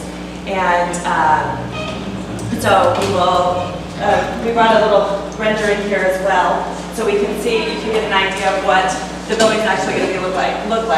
We will have no signage in the front at all. People will be coming in through the back of the building, the emergency respondents. So from the front, you can't even tell what the actual building is. We have 20 or 30 beds, 20 for men and 10 for women on site. You want to take a little bit more? Yeah, I'll introduce myself respecting the 5 minute time. So my name is Shannon Smith-Burnett. I'm a registered nurse by trade, and I'm recently down here with the Department of Health Services. Prior to this, I've actually been running the San Francisco Sobering Center for the last 10 years, so I have a lot of experience, and have done research on sobering centers for the last 5 years, and have visited many of the programs across the country. And so the Assessment and Counseling Center here is an advanced sobering center, which deals with folks who are intoxicated in public. And the nice thing is, what we just talked about a second ago, is connecting to many of the services, which you actually just got to hear about with permanent supportive housing, the coordinated entry system. And currently, there's many sobering centers across the United States. They are very different than drunk tanks in terms of the fact that old drunk tanks were unmonitored rooms, cells. It was very dangerous for the individual. It was very dangerous for the medical components. But the sobering center is medically supervised. There's counselors there. And programs that have opened up across the country include Houston, Santa Cruz opened theirs a year ago. As you know, we have one in downtown Los Angeles currently. Santa Barbara, Contra Costa County is opening one. We have many across the U.S. that are working to basically offer an engagement service with people who are acutely intoxicated public. We're talking about the individuals, they do not access other services and they're not able to walk into a primary care clinic to be seen. And so what we offer is a way to start engaging with the population, very difficult to engage with. And this is everything from 2 examples. 1 minute warning. One of the gentlemen in San Francisco that we worked with, he was, I'd say, an elderly man. He was in his 70s. He was a veteran. He'd been homeless for over 20 years. Started coming into the sobering center, and we were able to slowly but surely gain his trust that he hadn't been abandoned by society, which is how he felt. Today, he's in permanent supportive housing. He actually has a primary care doctor. He doesn't always go where he should, but he's doing better than he did before. And another example of a young gentleman who came in, he was 25 years old. He was out binge drinking with his friends. And the only reason I was able to find him later is he left his wallet at our place. And I was able to locate him on Facebook. 3 years later, which was this summer, he got a hold of us to let us know that he actually, since the 3 years he'd been there, he'd been sober for over 2 years. He realized it was a wake-up call, that he was doing things he shouldn't be doing. He's been sober over 2 years at this point, and this is what the sobering center brings to the population, what it brings to the community, and that's fine. And respectfully, I would like to say that that answered none of the questions that were presented. And saving it for Q&A, sorry. Right. So I think that the issue is, and the first challenge is, and what people appear to be upset by is the fact that this happened with no community involvement at all, and yet nothing. I'm not passing judgment on the project, but the fact that I know that you've been into Venice and you talk to people in Venice, and that this was alleged. I mean, the people that you're talking about are the people in Venice, and the anecdote about the 25-year-old that's getting his life on track is fantastic. But when we have cops that don't support it, and we have people in our community that didn't even know what was happening until somebody said something about it, and the response we're getting is, oh, well, we just don't have a mechanism for that. I frankly just don't believe you. If the ask for us is, the Claire Foundation's been around, we've been doing this, but we didn't know that we needed to go talk to people in the community. That's absurd. And so the question that we need to answer here is not what the facility is, but why weren't we talked to about it? And what happened in Venice? And why this location? Yeah, why this location? Why aren't you in Venice? Why the secrecy? Yeah, why is a lease signed without coming to the community first? Those are the questions that really matter. Not how many people are you going to get through your doors and get them into permanent supportive housing. Because frankly, that's not the issue. That's not what people are pissed about. People are pissed that you did not come to us at all. And a lease is signed, and now there's basically nothing to be done. And that's on Health and Human Services, that's on Sheila Kuehl's office, that's on, you know, the Claire Foundation. You guys knew we were here.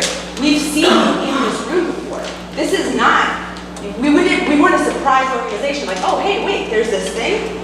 Like, you guys have been here before. And so, those are the questions I think that need to be asked, from my perspective. Now I'm going to open it up to the public comment for the people that are here to speak on this topic. Ryan Anthony. You don't want to let them respond in yet? No, they can respond later. Ryan Anthony? Yeah. So looking at where majority of the incidents have been in the last 12 months, they are not in Santa Monica. So why did you pick this location over other areas that may be logistically more appropriate for this type of facility?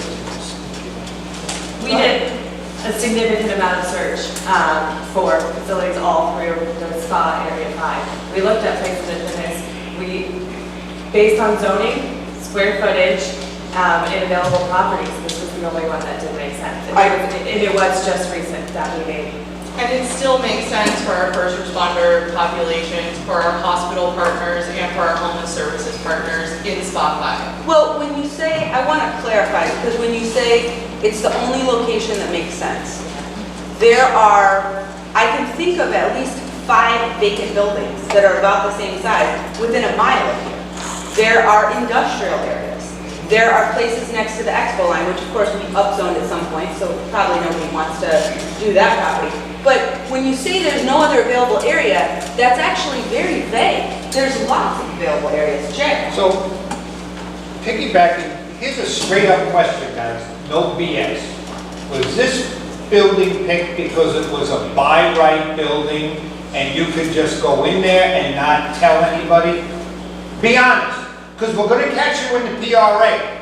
If you lie to us here, it's coming out because we have a full public records requesting that everything to know who knew, when they knew, how much they knew, and when things were done. So, can I answer? Is that Yeah. Okay, so we're absolutely willing to be honest about every question that you ask. In response to that, the answer is no.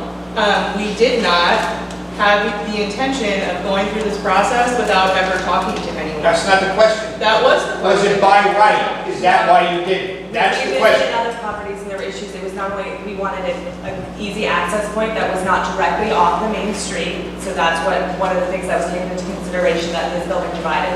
There were, parking was another consideration and zoning, so. Do you have enough parking according to code? We do have enough parking. You have 15 spaces behind the building, the code says 17. Well, What are you using for the other 2? we have bicycle, which according to the code. So you're going to use the bicycle We have scheme. bicycle. It was originally, for the permit now, it's only 9 parking spots required, but to make sure we've been above and beyond, we have 15 parking places, and then we have 8 bicycle lockers, which actually require, for every 4 bicycle lockers you have, it requires 1 less parking space, so we have the exact number. So we're according to going the code. to put in a sobering center using the bicycle. Wait. I'll get you back on the queue, but let's get to the public. Teresa? Yes. Right, I'm a member of the board of HOA Association on Butler, and we've had numerous trespassers and thieves, package thieves, people break in our cars and our slowly secured garage, jumping over our fence. So, and this is with all the lower crime that has happened as a result of LAPD right up the street.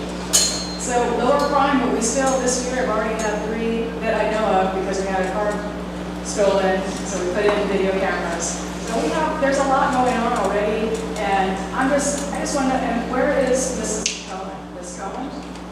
Oh, okay. That's me. Yeah, you said that you would be able to answer our concerns. The homeless people who come from all the areas around, they're not here, that are sobered up, they're just going to spill into our neighborhood, right? I mean, how are they going to get back to where they came from? We can absolutely talk about discharge if that's okay, discharge from the Go ahead center. and answer the question. Why don't you go ahead? Yeah, so it's a great question actually, because what we have set up here is a van service. And so it's one of the first sobering centers to actually guarantee its own van service coming in. As clients are discharged, they are going to be transported back to either the facilities that they've been accepted to, so they're going to detox, rehab, whatnot, or they go back to the neighborhoods where they were picked up from. Most of the services we have it set up so if the person's homeless, we're making arrangements with the various organizations such as VASA to get shelter beds to individuals, so they're not going to be walking outside. My experience in San Francisco in 10 years, we have high-end condos directly across the street. They built 2 more while we were there, plus multiple restaurants, 0 community plates in 10 years of us being there. And Mark's clients did not huddle in the front. One of the things that happened. It actually is very true for any of our clients. The Sobering Center never had those complications. So that's funded where they come here, but they will be in rides or? Yes, exactly. Okay, so it's and that's funded 24/7. Will it be funded next year, or the year after when the budget cuts come? What's our guarantee that it will always be funded and people won't spill it into our front yards? The County of Los Angeles is paying for the entire program. It is a guaranteed part of it. My assumption is if any of the budget got cut, the program would get cut. It's such a great, you're just selling it as such a great project, why didn't you come across the street to the city council, right across the street that you knew about, and present it? This is, it's very behind our backs, and why didn't the community know about it? Can I answer that? Oh, which part? The behind our backs or The part about community outreach, for sure. That was your first question, and I feel like we should talk about it. So I'm Stephanie Cohen from the Office of Supervisor Tool. I'm her district director. Our office takes responsibility for not coming to the community first before the project was cited. And what I can say to you now is that we've learned a lot from the process. This is our first time citing this type of program in our district, and we will continue to engage in community dialogue moving forward. We absolutely had an outreach program in place. We've been talking about it since the lease was signed. And this community, I understand what the concerns are. We didn't know. Please let her finish. Please let her finish. I want to hear. But what I'm saying to you is that we understand that what we did was not right, and we're taking responsibility for it, and we will continue to engage in community process moving forward. Stop it. Well, take your responsibility, break your lease and start over. Yeah. Ask the community.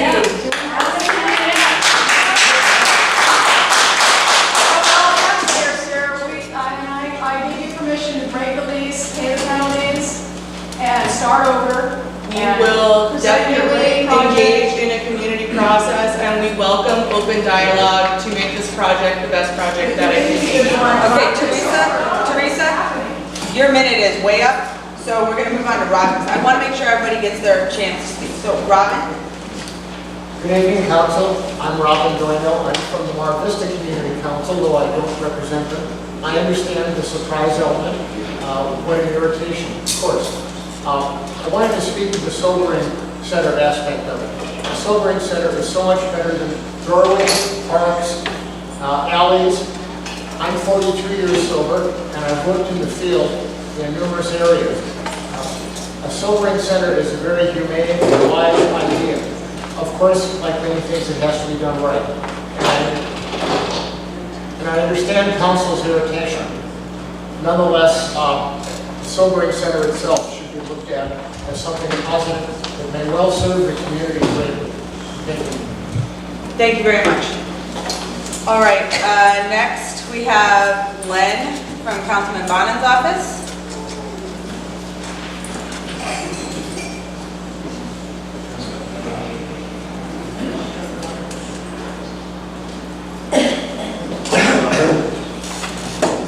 I'll use the podium to be loud.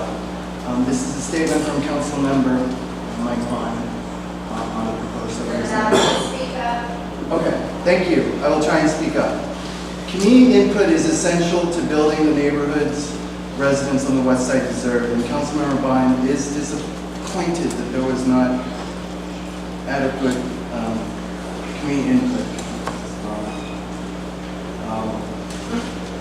council member is appreciative that County Supervisor Kill will be seeking more public input in regards to this process.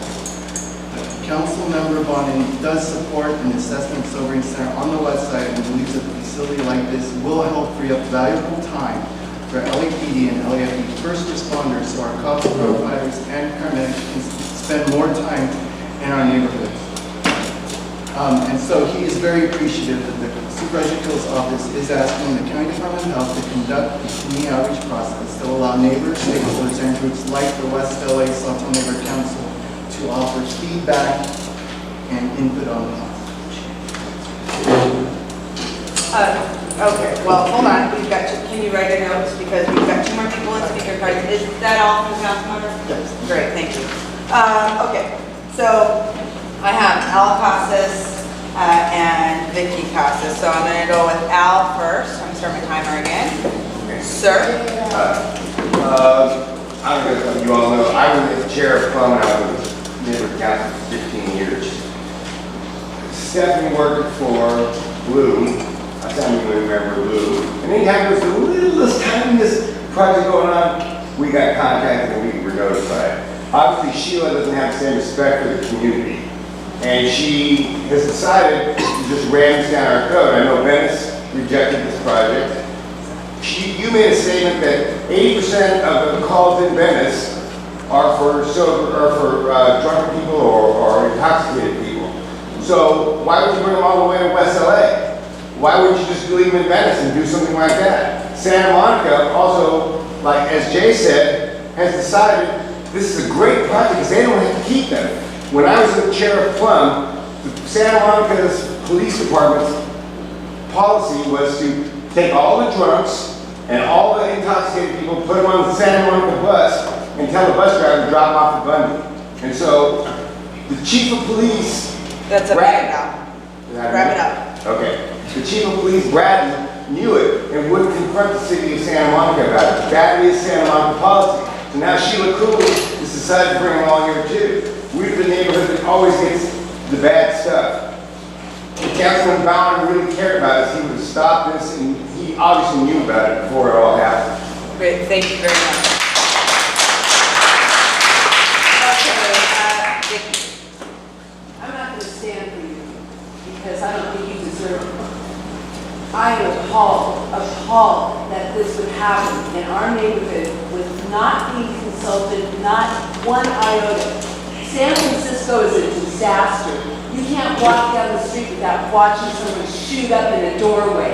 And so don't tell me your program has benefited that. My daughter lives in the Mission District. I am there 10 times a year. This is not right. We are not going to be your dumping ground for you to bring people in here, release them on our streets, in our community. I will gather people in this neighborhood and we will picket your front door and your building until you leave.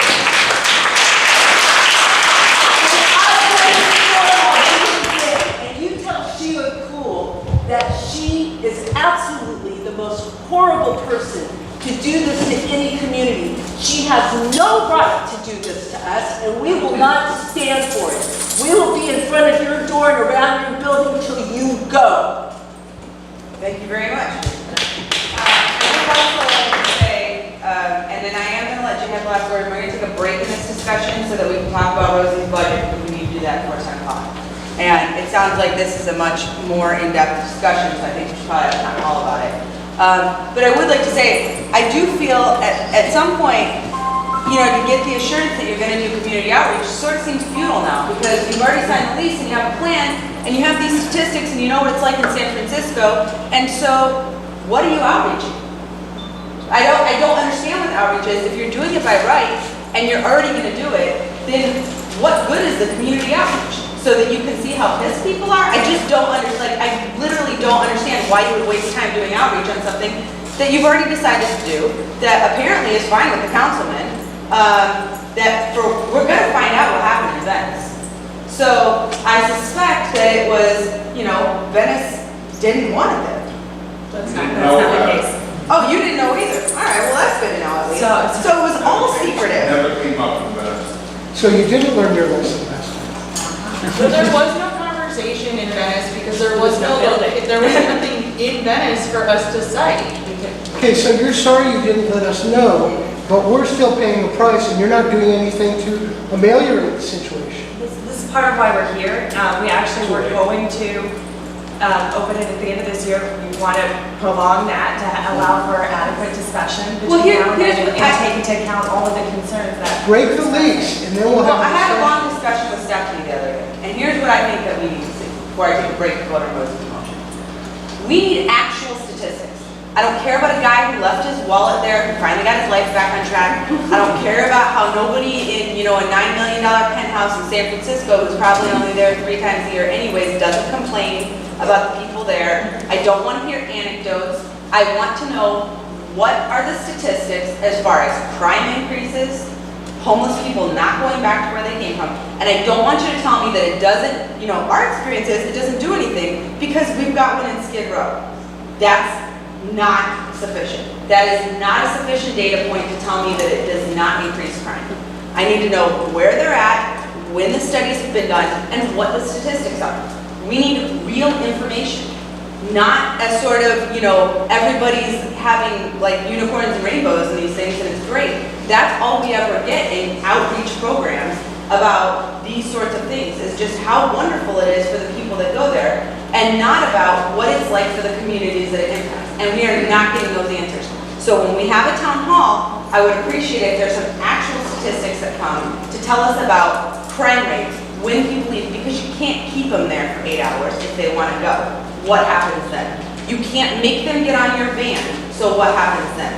I want the nitty-gritty of what happens, because if it's going to be in our community and we're going to have to deal with this, since apparently you signed a lease, we have a right to know what we're facing. And not just that the brick facade is going to be awesome and everybody's going to come in through the back. Jay.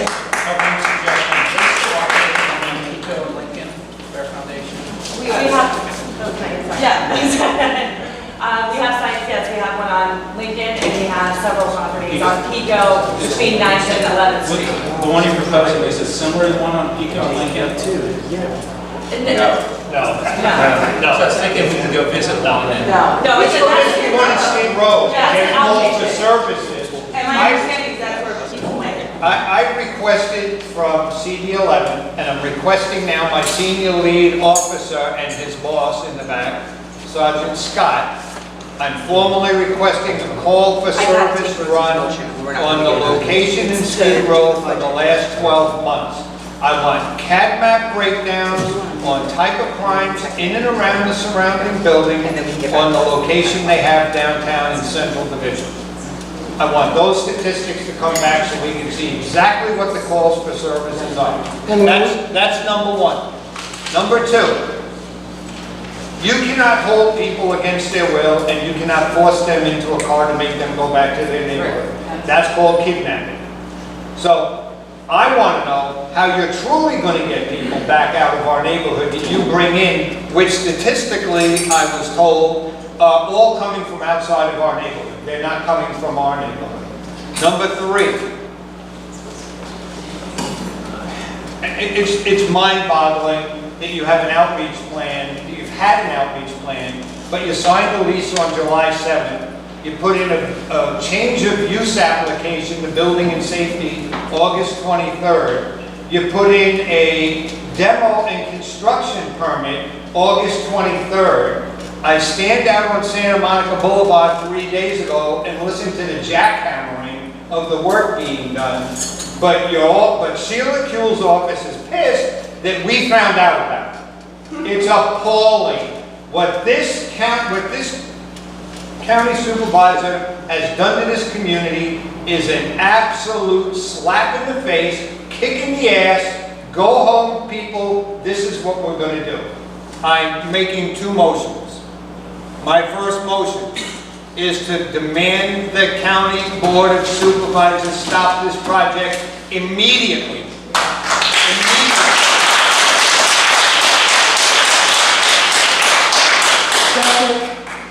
Moved and seconded. Discussion?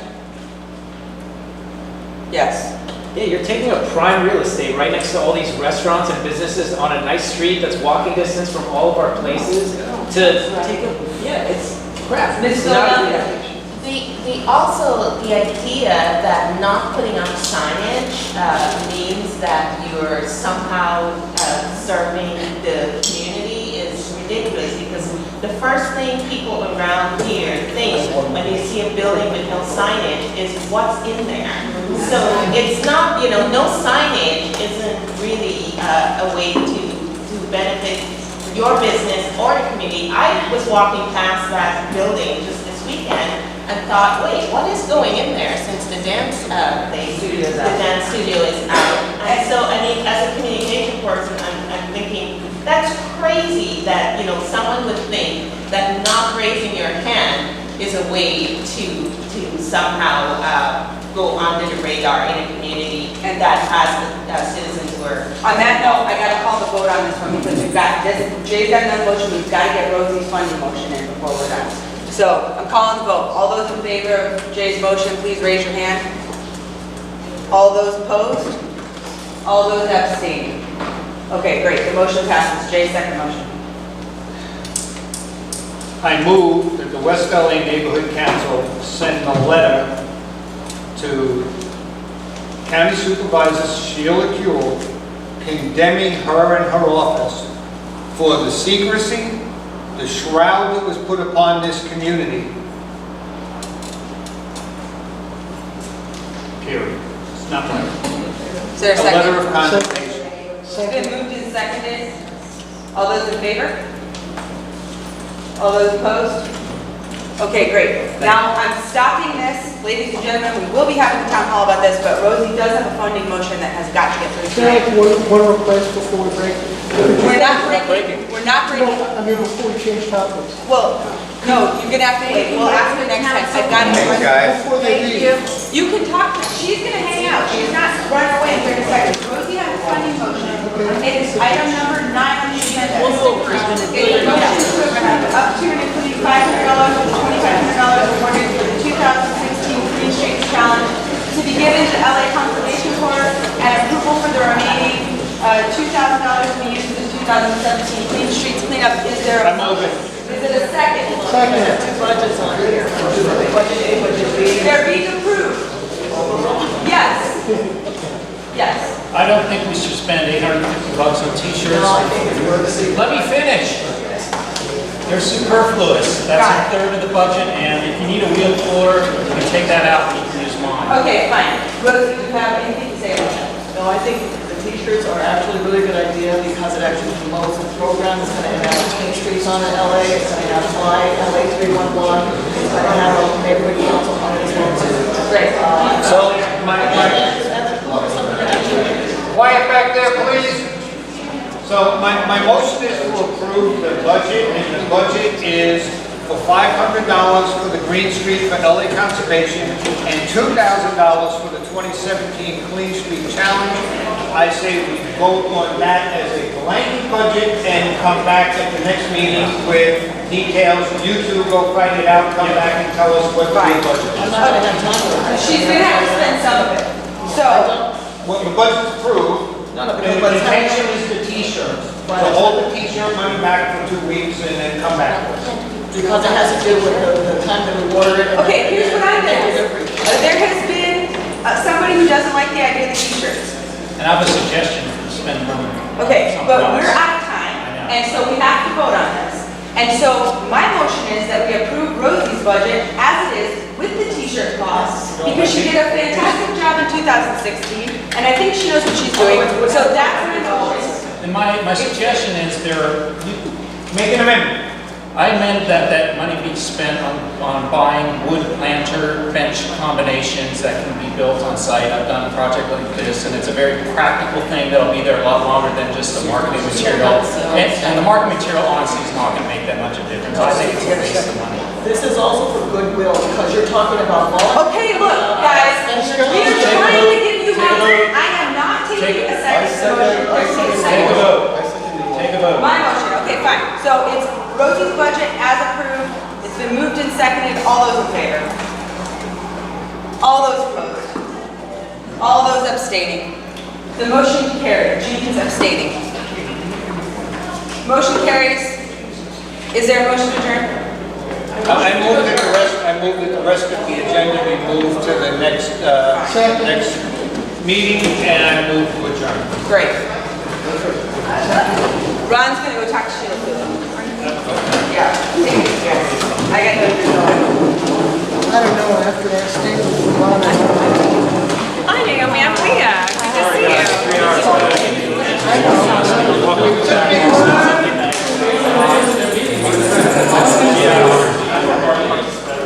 Yeah, she was on that Thanksgiving, and